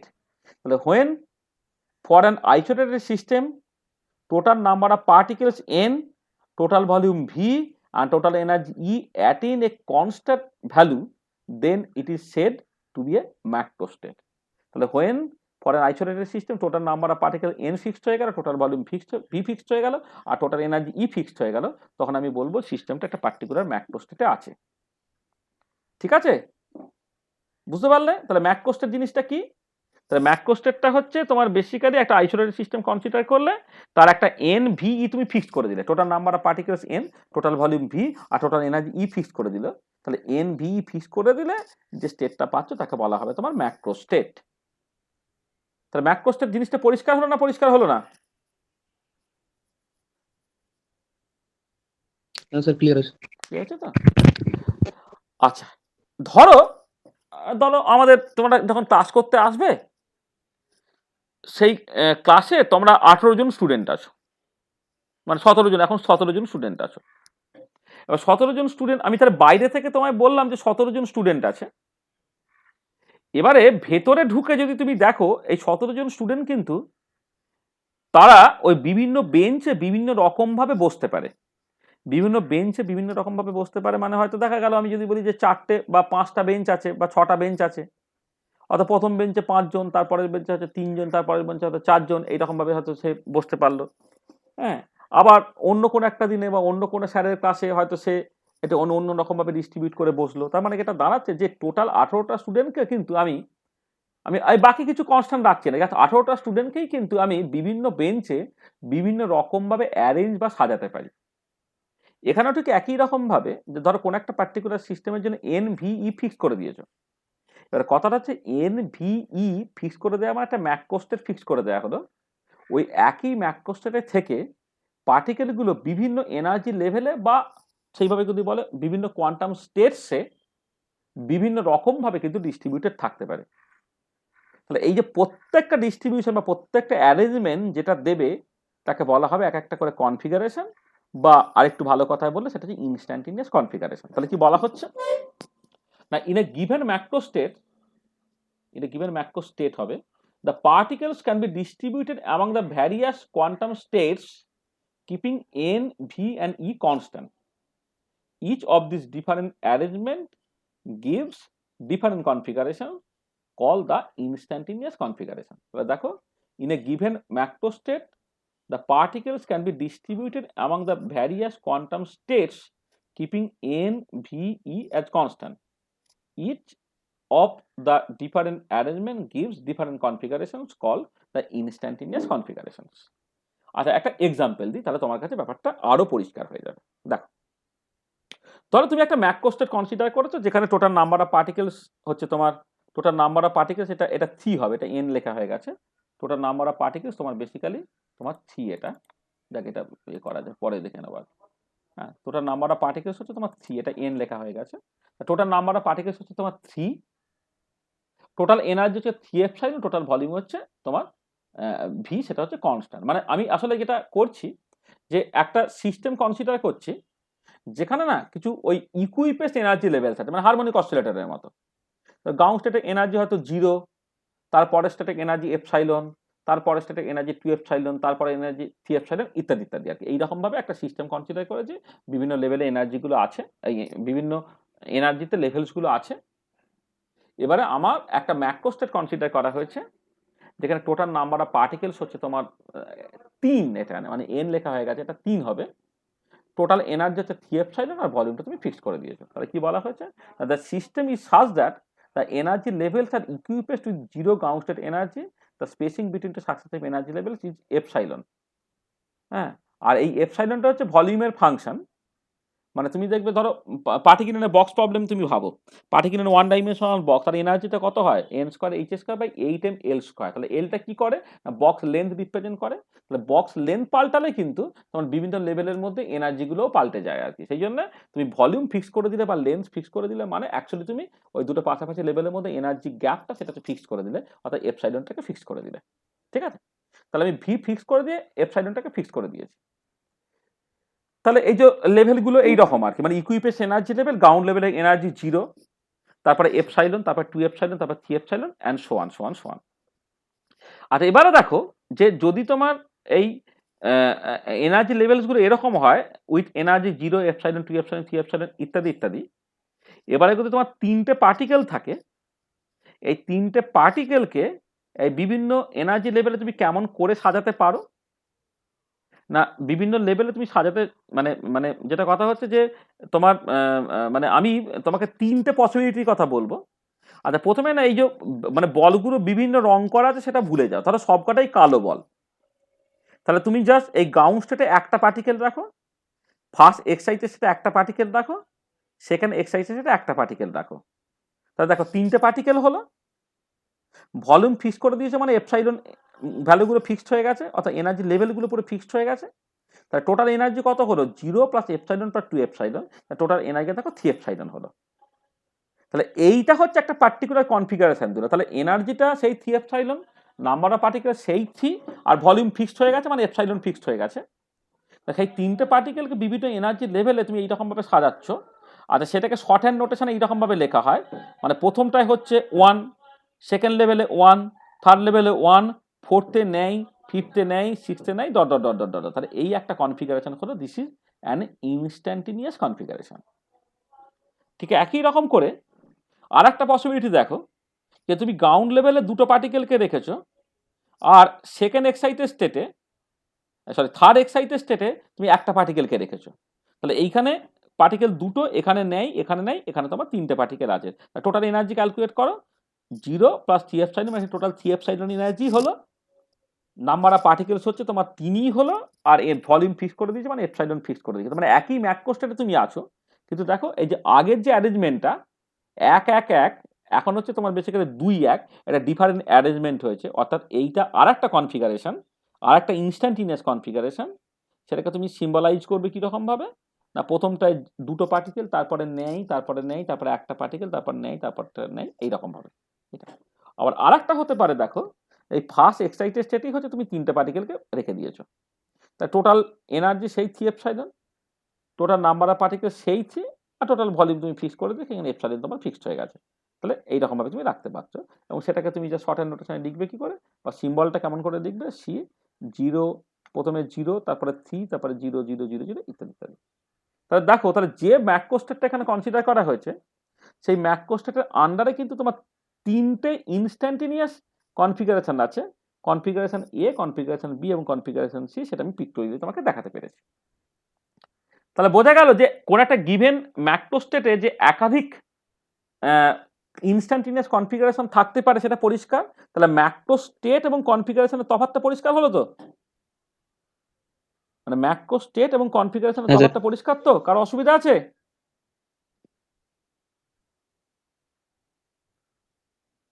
কি রে, কারো অসুবিধা আছে?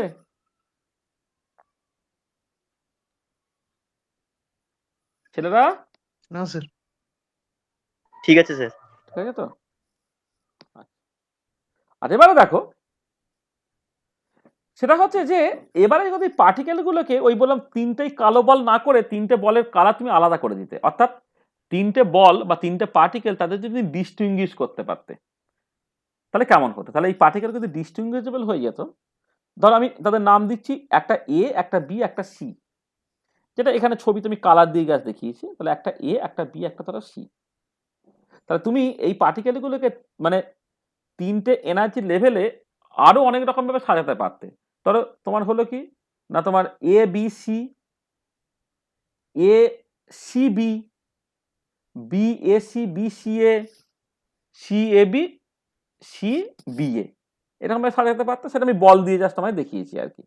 মানে ধরো এখানে অ্যাজিভ যেন এ বি সি, তারপর হচ্ছে A C B, B A C, B C A, C A B, C B A. তাহলে দেখো সকল এই যে ইনস্ট্যান্টিনিয়াস কনফিগারেশনসটা, সেই ইনস্ট্যান্টিনিয়াস কনফিগারেশনটাকে তুমি 6টা ডিফারেন্ট ওয়েতে পেতে পারো। তাহলে এই ইনস্ট্যান্টিনিয়াস কনফিগারেশনটাকে কিন্তু তুমি 6টা ডিফারেন্ট ওয়েতে পেতে পারো। ঠিক একই রকম ভাবে যখন একটাতে দুটো, একটাতে একটা পার্টিকেল, তাহলে তোমার A B C, AC B R BC এ, এই 3 রকম ভাবে তুমি সাজাতে পারছো। অর্থাৎ এই যে ইনস্ট্যান্টিনিয়াস কনফিগারেশনটা তুমি 3 রকম ভাবে পেতে পারো। আর থার্ডটায় কিছু করার নেই, এখানে 3জনকেই যেহেতু একই কোয়ান্টাম স্টেটে বা একই এনার্জি লেভেলে রেখে দেওয়া হয়েছে, এখানেও এবিসি আছে, এখানে এবিসি আছে। তার মানে কি হলো যে তুমি একটা ম্যাক্রো স্টেট থেকে কতগুলো ইনস্ট্যান্টেনিয়াস কনফিগারেশন পেলে, আর পার্টিকেলগুলো যদি ডিস্টিংগুইশেবল হয় তাহলে আবার কোনো একটা ইনস্ট্যান্টেনিয়াস কনফিগারেশনের মধ্যেও তুমি আরো বেশ কিছু অ্যারেঞ্জমেন্ট তুমি করতে পারো। মানে আমি যেটা বলতে চাইছি, ধরো তুমি ওই ক্লাসের মধ্যে ঢুকে গেছো, দেখা গেল যে হয়তো তোমার মানে 18 জন 17 জন ছেলে আছো, তো হয়তো প্রথম বেঞ্চে 5 জন, তারপরের বেঞ্চে 4 জন, তারপরের বেঞ্চে 3 জন, তাহলে 5 আর 4 9 3 12 হলো। তারপরে ধরো আরেকটায় 3 জন, আরেকজন 2 জন, এইরকম ভাবে তুমি বসেছো। এবারে তোমার যদি ডিস্টিংগুইশেবল হয় তাহলে এই যে প্রথম বেঞ্চে যে 5 জন বসেছো সেটা কোন 5 জন? তোমরা তো সবাই আলাদা আলাদা, প্রত্যেকটা ছাত্র তো একে অপরের সঙ্গে আলাদা। হ্যাঁ, তাহলে এই যে আলাদা আলাদা যদি হও, তাহলে কোন একটা বেঞ্চে আমি যদি বলছি যে 2 জন বসেছে, তাহলে 2 জন এই 17 জনের মধ্যে যে কোনো 2 জন হতে পারে। তাহলে আমি হয়তো দেখলাম ফার্স্ট বেঞ্চে প্রথম দিন যে 2 জন বসেছে, পরের দিন অন্য 2 জন। তাহলে যদিও প্রথম বেঞ্চে 2 জনেই বসেছে, কিন্তু সেই 2 জন সেটা বিভিন্ন লোক হতে পারে। তার মানে আমি যেটা বলতে চাইছি যে কোন একটা কনফিগারেশন সেইটাকে আবার তুমি অনেক রকম ভাবে পেতে পারো। যেমন প্রথম কনফিগারেশনটা 6 রকম ভাবে, দ্বিতীয়টাকে 3 রকম ভাবে, বা তারপরেরটা 1 রকম ভাবে পেয়েছো। কখন না যখন তোমার সকল পার্টিকেলগুলো ডিস্টিংগুইশেবল, অর্থাৎ পার্টিকেলগুলোকে তুমি দেখে আলাদা করতে পারো বা চিনতে পারো। তাহলে এই যে একটা কনফিগারেশনসকেও আবার কতকগুলো তোমার অ্যারেঞ্জমেন্টে ভাঙা গেল, বা অ্যারেঞ্জমেন্ট জাস্ট তুমি কল্পনা করতে পারলে, সেই অ্যারেঞ্জমেন্টগুলোকে বলা হবে এক একটা মাইক্রোস্টেটস। কি বলা হচ্ছে না, if the particles are classical identical particles which are distinguishable, মানে আইডেন্টিক্যাল পার্টিকেল তারা যদি ক্লাসিক্যাল হয় তাহলে না তাদেরকে আলাদা করা যায়। আমি ওই মানে ডিস্টিংগুইশেবল, ইনডিস্টিংগুইশেবল ইত্যাদি ইত্যাদি সেইটা নিয়ে আমি শেষে কিছু কথাবার্তা বলে দিচ্ছি। যেটা কথা সেটা হচ্ছে, if the particles are classical identical particle which are distinguishable, a particular configuration can give some more distinct arrangements, and all the arrangements are called the microstates. তো দেখো আরেকটা টার্ম চলে এলো, সেটা হচ্ছে মাইক্রোস্টেটস। যেমন আমার যে এক্সাম্পল বলেছি তাতে দেখো কনফিগারেশন এ, কনফিগারেশন বি এবং কনফিগারেশন সি, তার আন্ডারে মাইক্রোস্টেটের সংখ্যা যথাক্রমে 6, 3 আর 1। ঠিক আছে। আচ্ছা, এবারে যদি পার্টিকেলগুলো তোমার ডিস্টিংগুইশেবল না হতো, ইনডিস্টিংগুইশেবল হতো, অর্থাৎ এ বি সি তার বদলে যদি এ এ এ হতো, তাহলে তুমি ওই ফার্দার অ্যারেঞ্জমেন্ট, অর্থাৎ একটা কনফিগারেশন থেকে যে মাইক্রোস্টেট পাচ্ছ সেটার অ্যাডিশনাল তোমাকে করতে হতো না। তাহলে ইনডিস্টিংগুইশেবল কনফিগারেশন, সরি হলে তোমার যদি পার্টিকেলগুলো তোমার সকল ইনডিস্টিংগুইশেবল হয়, অর্থাৎ পার্টিকেলগুলো একটার সঙ্গে আরেকটা যদি কোনো তফাৎ না থাকে, তাহলে যেটাই তোমার কনফিগারেশন সেটাই হচ্ছে তোমার মাইক্রোস্টেট। অর্থাৎ কোনো একটা মাইক্রোস্টেট থেকে তুমি একটা এবং কেবলমাত্র একটাই যে কোনো একটা কনফিগারেশন থেকে একটা এবং কেবলমাত্র একটাই মাইক্রোস্টেট পেতে পারছে। কিন্তু যদি তোমার এরকম হয়ে যেত যে পার্টিকেলগুলো ডিস্টিংগুইশেবল, তখন কিন্তু এক একটা কনফিগারেশন থেকে আবার একাধিক মাইক্রোস্টেট পেতে পারো। যেমন আমি যে এক্সাম্পলে দেখিয়েছি সেখানে হচ্ছে তোমার যথাক্রমে ফার্স্ট কনফিগারেশন থেকে হচ্ছে তোমার 6টা, সেকেন্ড কনফিগারেশন থেকে 3টে এবং থার্ড কনফিগারেশন থেকে হচ্ছে 2টো মাইক্রোস্টেট পেতে পারছো। ঠিক আছে, এইটা। তাহলে মাইক্রোস্টেট বুঝতে পারলে কাকে বলে। তাহলে কি হলো দেখো, থার্মোডাইনামিক সিস্টেম, সেখান থেকে পেলে ম্যাক্রোস্টেট, ম্যাক্রোস্টেট থেকে পেলে ইনস্ট্যান্টেনিয়াস কনফিগারেশন, সেখান থেকে তুমি পেলে হচ্ছে মাইক্রোস্টেটস। আর কোন একটা কনফিগারেশনে যতগুলো মাইক্রোস্টেট থাকতে পারে তাকে বলা হয় থার্মোডাইনামিক ওয়েট। যেমন এখানে এ কনফিগারেশন, তাকে সেখানে থার্মোডাইনামিক ওয়েট হচ্ছে 6, বি কনফিগারেশন তার থার্মোডাইনামিক ওয়েট হচ্ছে 3, সি কনফিগারেশন তার থার্মোডাইনামিক ওয়েট হয়ে যাচ্ছে তোমার 1। তাহলে এই থার্মোডাইনামিক ওয়েট হচ্ছে total number of microstates that are obtained for a particular instantaneous configuration, which is called the thermodynamic weight, represented by W। আচ্ছা, এবারে এই যে ডব্লিউর ফর্মুলাটা, সেগুলো আমরা পরে আবার ভালো করে করব, তোমাকে জাস্ট আমি মানে এমনি একটু বলে দিচ্ছি। সেটা হচ্ছে দেখো যে এই যে তুমি এই যখন পার্টিকেলগুলো ডিস্টিংগুইশেবল হয়ে যাচ্ছে, পার্টিকেলগুলো যখন ডিস্টিংগুইশেবল হয়ে যাচ্ছে, তখন তুমি এই যে করসপন্ডিং ইনস্ট্যান্টেনিয়াস কনফিগারেশন থেকে 6টা পসিবল মাইক্রোস্টেটস পেয়েছো।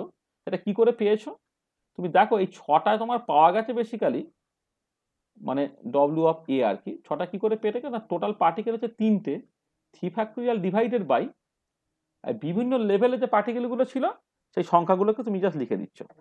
মানে কি, মানে বেসিক্যালি তুমি দেখো এইটা ডিভাইডেড বাই হচ্ছে 1 factorial, 1 factorial, 1 factorial, 0 factorial, 0 factorial ইত্যাদি। এইটা যদি করো দেখো সেই সংখ্যাটা তোমার 6 হয়ে যাচ্ছে।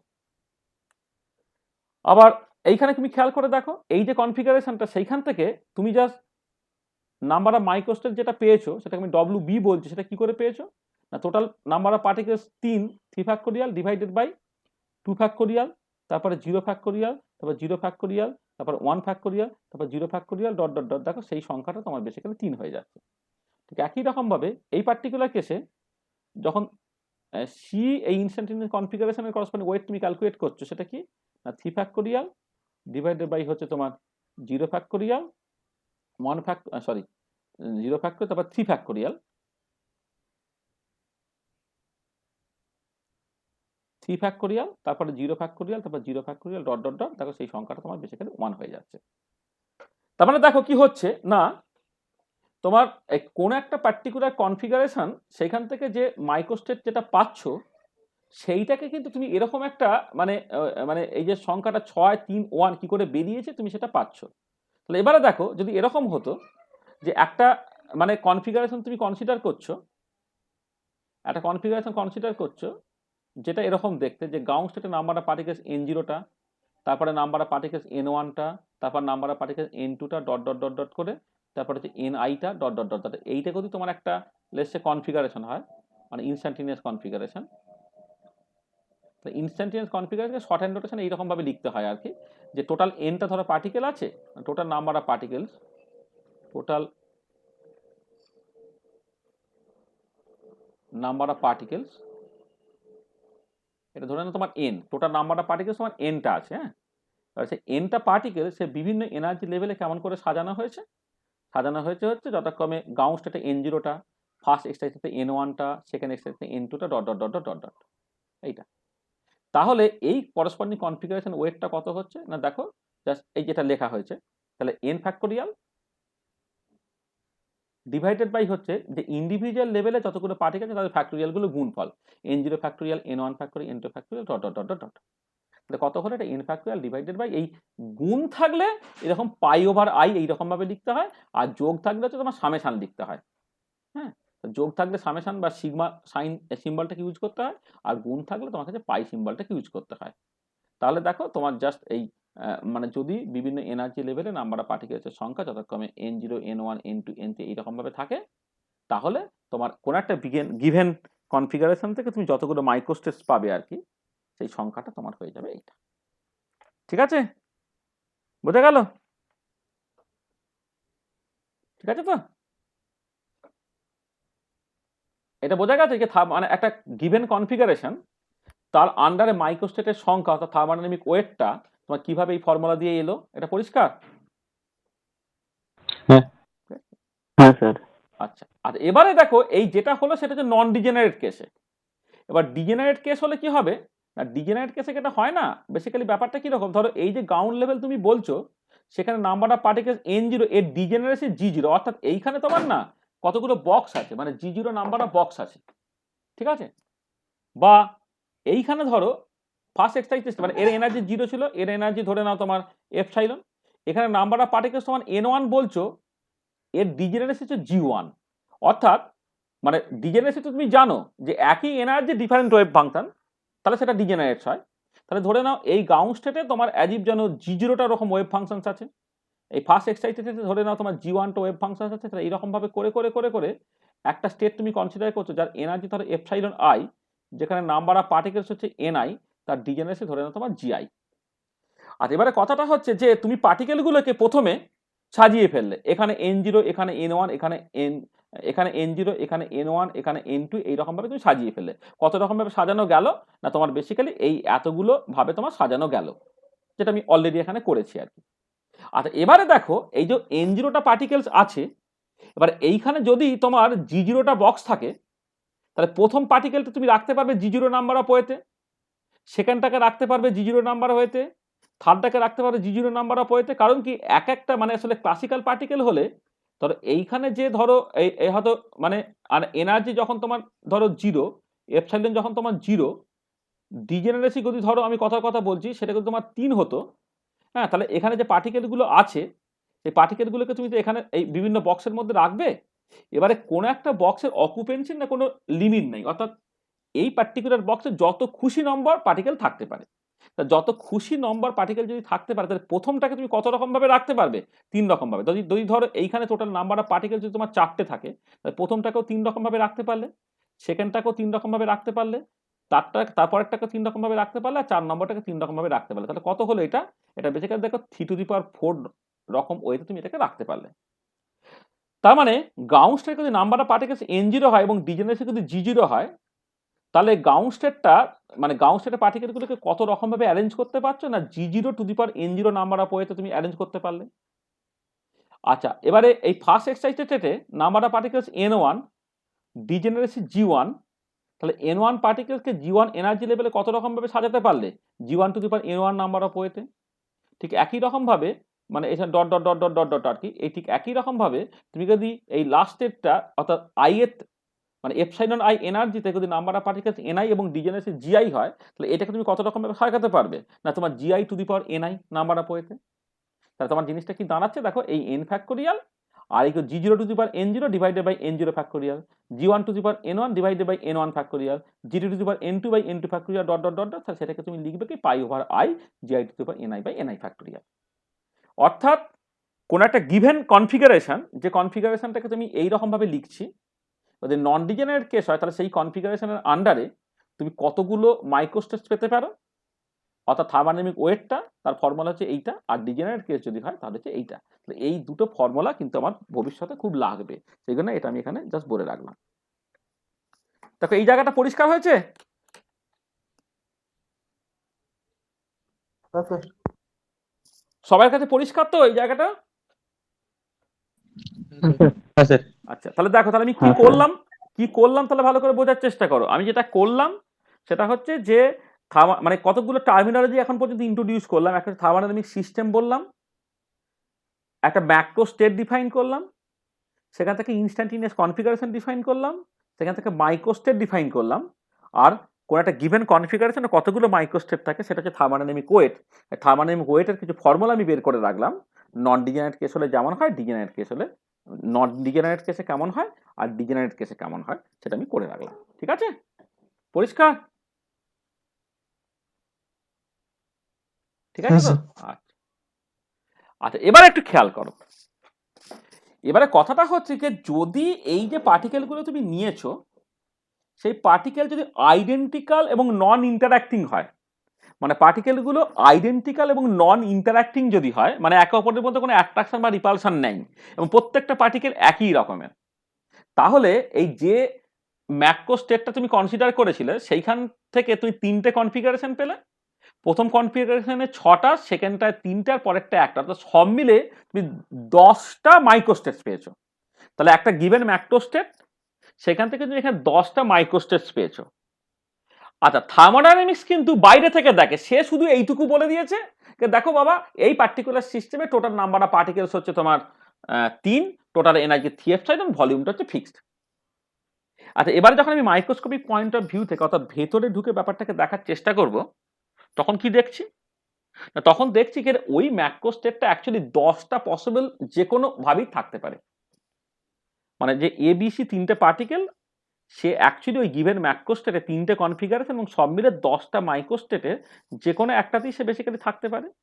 তাহলে এবারে তুমি যদি মানে বলো যে না এইটা সে বেসিক্যালি পছন্দ করবে, এইটা কম পছন্দ করবে, এইটা কিন্তু দেখো এখন পর্যন্ত তুমি কিছু বলতে পারছো না। মানে আমি বলছি যে যদি এমন হতো যে ধরো 3 জনের মধ্যে একটা স্ট্রং অ্যাট্রাকশন আছে, তাহলে এই 10টা পসিবিলিটির মধ্যে লাস্টেরটা যেখানে হচ্ছে একটা লেভেলই 3টে পার্টিকেল আছে, সেটা সে অনেক বেশি পছন্দ করতো। বা ধরো 3 জন একে অপরের শত্রু, তাহলে সে নিশ্চয়ই প্রথমটায় মানে প্রথম যে 6টা টাইপ আছে না, সেখানে হচ্ছে যে তোমার 3টে ডিফারেন্ট এনার্জি লেভেলে 3 জন থাকা, সেটা সে পছন্দ করতো। যে পছন্দ বা অপছন্দের জায়গাটা কখন আসবে? যদি পার্টিকেলগুলো ডিফারেন্ট হয়, পার্টিকেলগুলোর মধ্যে কোনো ইন্টারাকশনস থাকে তখন। যদি পার্টিকেলগুলো যদি আজকে যদি আইডেন্টিক্যাল হয়, পার্টিকেলগুলোর মধ্যে কোনো ইন্টারাকশন যদি না থাকে, অর্থাৎ তারা যদি ইন্ডিপেন্ডেন্ট হয়, তাহলে ওই কোন একটা গিভেন ম্যাক্রোস্টেটের মধ্যে যে মাইক্রোস্টেটগুলো পেয়েছো, এই পার্টিকুলার কেসে যে 10টা মাইক্রোস্টেট পেয়েছো, সেই 10টাই তোমার ইকুয়ালি প্রবাবল। ঠিক আছে, মানে তোমার যেভাবে খুশি সে থাকতে পারে, 10টার যে কোনো একটা রকম ভাবে সে থাকতে পারে। তা সেটাই হচ্ছে বলা হচ্ছে principles of equal a priori probability. সেটা কি বলছে না, for an isolated system containing identical independent particles at equilibrium all microstates are equally probable. মানে তোমার for a isolated system containing identical independent অর্থাৎ non interacting particles at equilibrium all microstates are equally probable. মানে 10টা তারা 1/10 করে contribute করবে, মানে প্রত্যেকে এক্স্যাক্টলি 1/10 করে কন্ট্রিবিউট করবে। ইন আদার ওয়ার্ডস আমি বলতে পারি যে থার্মোডাইনামিক স্টেট অর্থাৎ macro state is equally likely to be in any of the micro state. অর্থাৎ বাইরে থেকে তুমি দেখছো যে তোমার 18টা ছেলে, সেই 17টা ছেলে সে ঘরের ভেতরে ঢুকে গেছে, ঘরের ভেতরে যে বেঞ্চ ইত্যাদিগুলো আছে সে যেমন খুশি ভাবে সে বসতে পারে, হ্যাঁ, এবং ওই মানে তাদের মধ্যে ধরো কোনো হয়তো এমন হলো যে মেয়েগুলি ছেলেগুলোর সাথে বসতে আপত্তি করে, কেন? কারণ মেয়েটা ছেলেটা আলাদা সেই জন্য। কিন্তু যদি তারা সবাই আইডেন্টিক্যাল হতো, তাদের মধ্যে কারো যেমন একে অপরের উপর রাগও নেই আর একে অপরের উপর কোনো একটা অ্যাট্রাকশন নেই, এরকম যদি হতো তাহলে তুমি কি দেখতে পেতে যে সমস্ত পসিবিলিটিগুলি ইকুয়াল, সমস্ত সম্ভাবনাগুলি হচ্ছে ইকুয়াল। তখন আমি বলবো যে all microstates are equally probable, অর্থাৎ in other word the thermodynamic state অর্থাৎ macro state is equally likely to be in any of the micro states. এটাকেই বলা হচ্ছে principle of equal a priori probabilities. এটা আমরা পরে আরেকবার খুব ভালো করে ডিফাইন করব, হ্যাঁ, যে principles of equal a priori probabilities বলতে আমি অ্যাকচুয়ালি কি বুঝছি সেটা আমি আরেকদিন মানে আরেকবার আর কি আমাদের 3rd লেকচারে এইটা নিয়ে আরো কথাবার্তা বলার যে স্কোপ আছে। হ্যাঁ, তাহলে এইটা দেখো principle of equal a priori প্রবাবিলিটিটা বুঝতে পারলে কোনো অসুবিধা আছে? কোনো সমস্যা আছে? না স্যার, ঠিক আছে। ঠিক আছে তো? ঠিক আছে স্যার। আচ্ছা, এবারে কথাটা হচ্ছে যে দেখো তুমি এই যে এক্সাম্পলটা বলেছো সেই এক্সাম্পলে তোমার 3টে কনফিগারেশন ছিল আর 3টে ইনস্ট্যান্টিনিয়াস কনফিগারেশন ছিল। এবার সেই 3টে কনফিগারেশনের প্রথম কনফিগারেশনের 6টা মাইক্রোস্টেট, সেকেন্ডটা 3টে মাইক্রোস্টেট, থার্ডটা হচ্ছে 1টা মাইক্রোস্টেট। এবার আমি কি বলেছি 10টা মাইক্রোস্টেট তার ইকুয়ালি প্রবাবল, তার মানে টোটাল ওই যে ম্যাক্রোস্টেটটা যে প্রপার্টি শো করবে সেই প্রপার্টির মধ্যে 60% প্রপার্টি কিন্তু কন্ট্রোল হবে এ কনফিগারেশন দিয়ে, 30% প্রপার্টি কন্ট্রোল হবে হচ্ছে বি কনফিগারেশন দিয়ে, 10% সি কনফিগারেশন দিয়ে। মানে প্রত্যেকে equal equal equal equal contribution, প্রত্যেকে কন্ট্রিবিউশন 1/10 করে।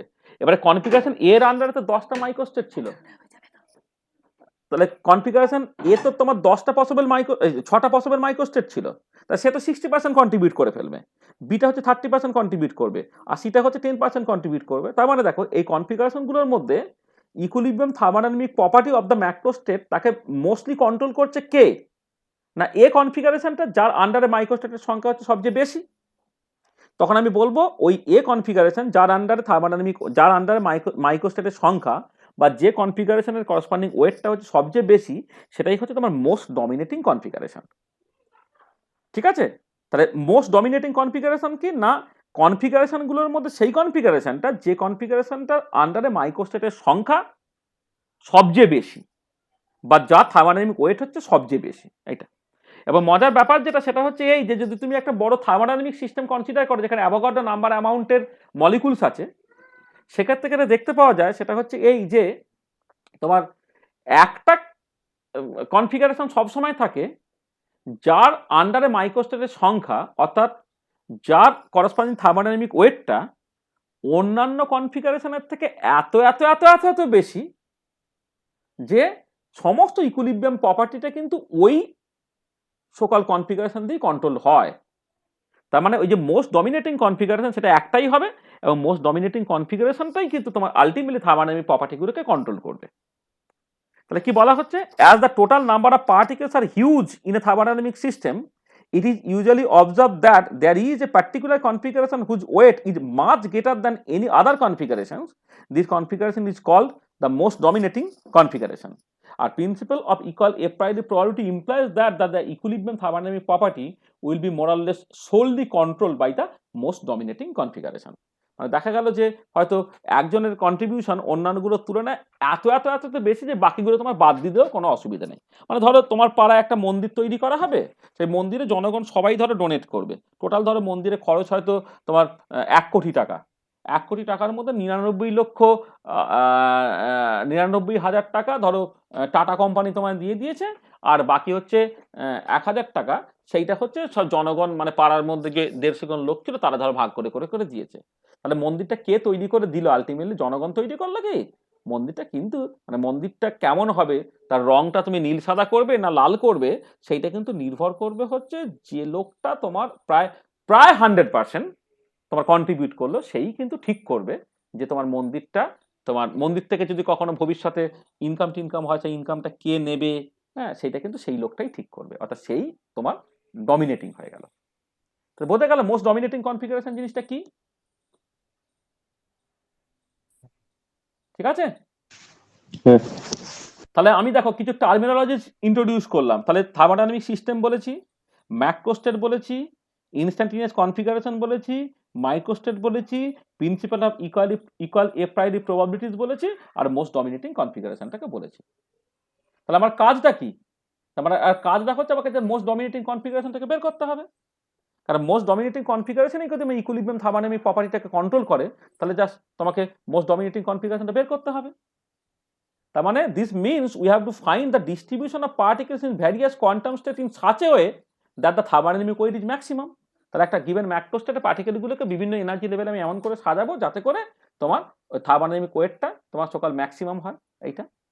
আর এই থার্মোডাইনামিক ওয়েটটা তোমার নির্ভর করে কিন্তু নেচার অফ দ্য পার্টিকেলসের উপরে, অর্থাৎ মানে পার্টিকেলগুলো বিভিন্ন রকমের হতে পারে আর কি, আমি সেটা দেখবো পরে পরে আমি আলোচনা করবো আর কি, যে পার্টিকেল বিভিন্ন রকমের হয়, মানে কাউকে কাউকে বোলজোনস বলে, কাকে বোসন্স বলে বা ফেরমিয়ন্স বলে, হ্যাঁ সেইগুলো তাদের উপরে কিন্তু এই জিনিসটা নির্ভর করবে। তাহলে আমাদের দেখো তাহলে কি হলো, মানে এবারে আমাকে যেটা করতে হবে যে এই সকল পার্টিকেলগুলোকে বিভিন্ন এনার্জি লেভেলে আমি এমনভাবে সাজাবো যাতে করে হচ্ছে ওই মানে ডব্লুর একটা ফর্মুলা ছিল তো, হ্যাঁ সেই ডব্লু ফর্মুলা থেকে তুমি পরিষ্কার বুঝতে পারছো যে কোনো একটা গিভেন ম্যাক্রো স্টেটে তোমার পার্টিকেলগুলোকে কোন লেভেলে কতগুলো পার্টিকেল লাগবে তার উপরে ডব্লুটা তোমার নির্ভর করবে। তাহলে তোমাকে সেইভাবে সাজাতে হবে, সাজিয়ে ডব্লুটাকে ম্যাক্সিমাইজ করতে হবে।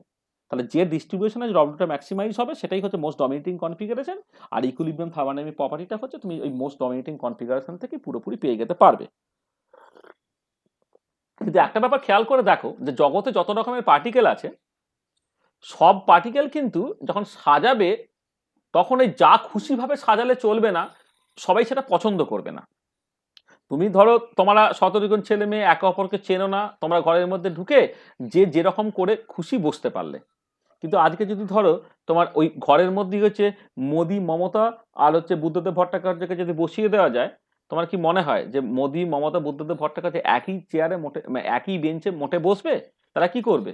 তারা হচ্ছে মানে বলবে যে মোদি বসেছে মানে মমতা বলবে আমি বসবো না, বা মমতা বসেছে বলে মোদি বলবে যে আমি বসবো না, এটা তো বলবে, তাই না? This is actually very very important. সেটা হচ্ছে যে যে তাদের আবার কিছু কিছু মানে রেস্ট্রিকশন থাকতে পারে আর কি। এবার সেই রেস্ট্রিকশন গুলো কেমন আছে তার মতো করে, মানে হয়তো ধর আমি কথার কথা বলছি, যদি পার্টিকেলগুলো ইলেকট্রন হয়, ইলেকট্রন বলবে যে কোন একটা কোয়ান্টাম স্টেটে একটার বেশি ইলেকট্রন থাকবো না।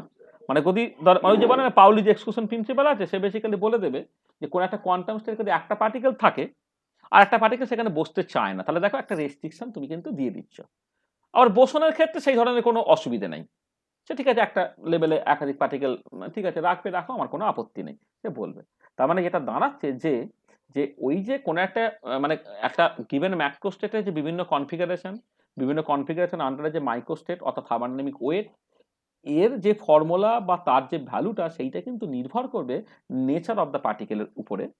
তাহলে আমরা এই নেচার অফ দ্য পার্টিকেল সেইটা কত রকমের হতে পারে সেই নিয়ে ডিসকাশনসটা হচ্ছে নেক্সট ক্লাসে করব। এটা নিয়ে অনেক ডিটেলে অনেক ভালো করে কথাবার্তা বলার যে জায়গা আছে যে কত রকমের পার্টিকেল হতে পারে, সেটা আমি জাস্ট নেক্সট ক্লাসে আলোচনা করবো, কারণ এটা অনেকটা ভালো করে বলার একটা জায়গা থাকবে আর কি। তোমার ওই যে সিস্টেম অফ আইডেন্টিক্যাল পার্টিকেল, সেই আইডেন্টিক্যাল পার্টিকেলস তোমার মানে কেউ কেউ ক্লাসিক্যাল আইডেন্টিক্যাল পার্টিকেল যারা ডিস্টিংগুইজেবল, কেউ কেউ কোয়ান্টাম আইডেন্টিক্যাল পার্টিকেল যারা ইনডিস্টিংগুইজেবল। ক্লাসিক্যাল আইডেন্টিক্যাল পার্টিকেলস যাদেরকে বলে বোলজোন, তারা ম্যাক্সওয়েল বোলজম্যান ডিস্ট্রিবিউশন ফর্মুলা ওবে করে। কোয়ান্টাম আইডেন্টিক্যাল পার্টিকেল তারা দু রকমের হতে পারে, কেউ বোসন্স কেউ ফার্মিয়ন্স। কারা বোসন্স কারা ফেরমিয়ন্স, তাদের ক্যারেক্টারিস্টিক ফিচার্স কি? বোসনগুলো বোস আইনস্টাইন ডিস্ট্রিবিউশন ফলো করে, ফেরমিয়ন্স হচ্ছে ফেরমি-ডিরাক ডিস্ট্রিবিউশন ফর্মুলা ওবে করে। তাহলে এই যে জায়গাগুলো আর কি, যে বিভিন্ন রকমের পার্টিকেল কোন টাইপের ডিস্ট্রিবিউশন ফলো করে, এইটা এখানে জাস্ট 3-4 পাতার মধ্যে একটা সামারাইজ করে দেওয়া হয়েছে। আমরা কিন্তু এই পরের ক্লাসে বেসিক্যালি এই নাম্বার অফ মানে বিভিন্ন রকমের পার্টিকেল, সেই পার্টিকেলগুলোকে ক্যারেক্টারাইজ করে এবং সেই পার্টিকেলগুলোকে বিভিন্ন লেভেলে সাজিয়ে সেখান থেকে আমি ডব্লিউডি এক্সপ্রেশন ইত্যাদি বের করার চেষ্টা করবো। তাহলে আজকে এই পর্যন্তই মোটামুটিভাবে আমি পড়ালাম। হ্যাঁ, এটা নেক্সট ক্লাসে এইখান থেকে আমাকে জাস্ট তারপর প্রসিড করতে হবে। ঠিক আছে, তা দেখো তাহলে আমি জাস্ট যা বলেছি তাতে কারো কোনো অসুবিধা আছে কিনা বলে নাও। মানে যা বলা হয়েছে তাতে কারো কোনো বুঝতে অসুবিধা হয়েছে?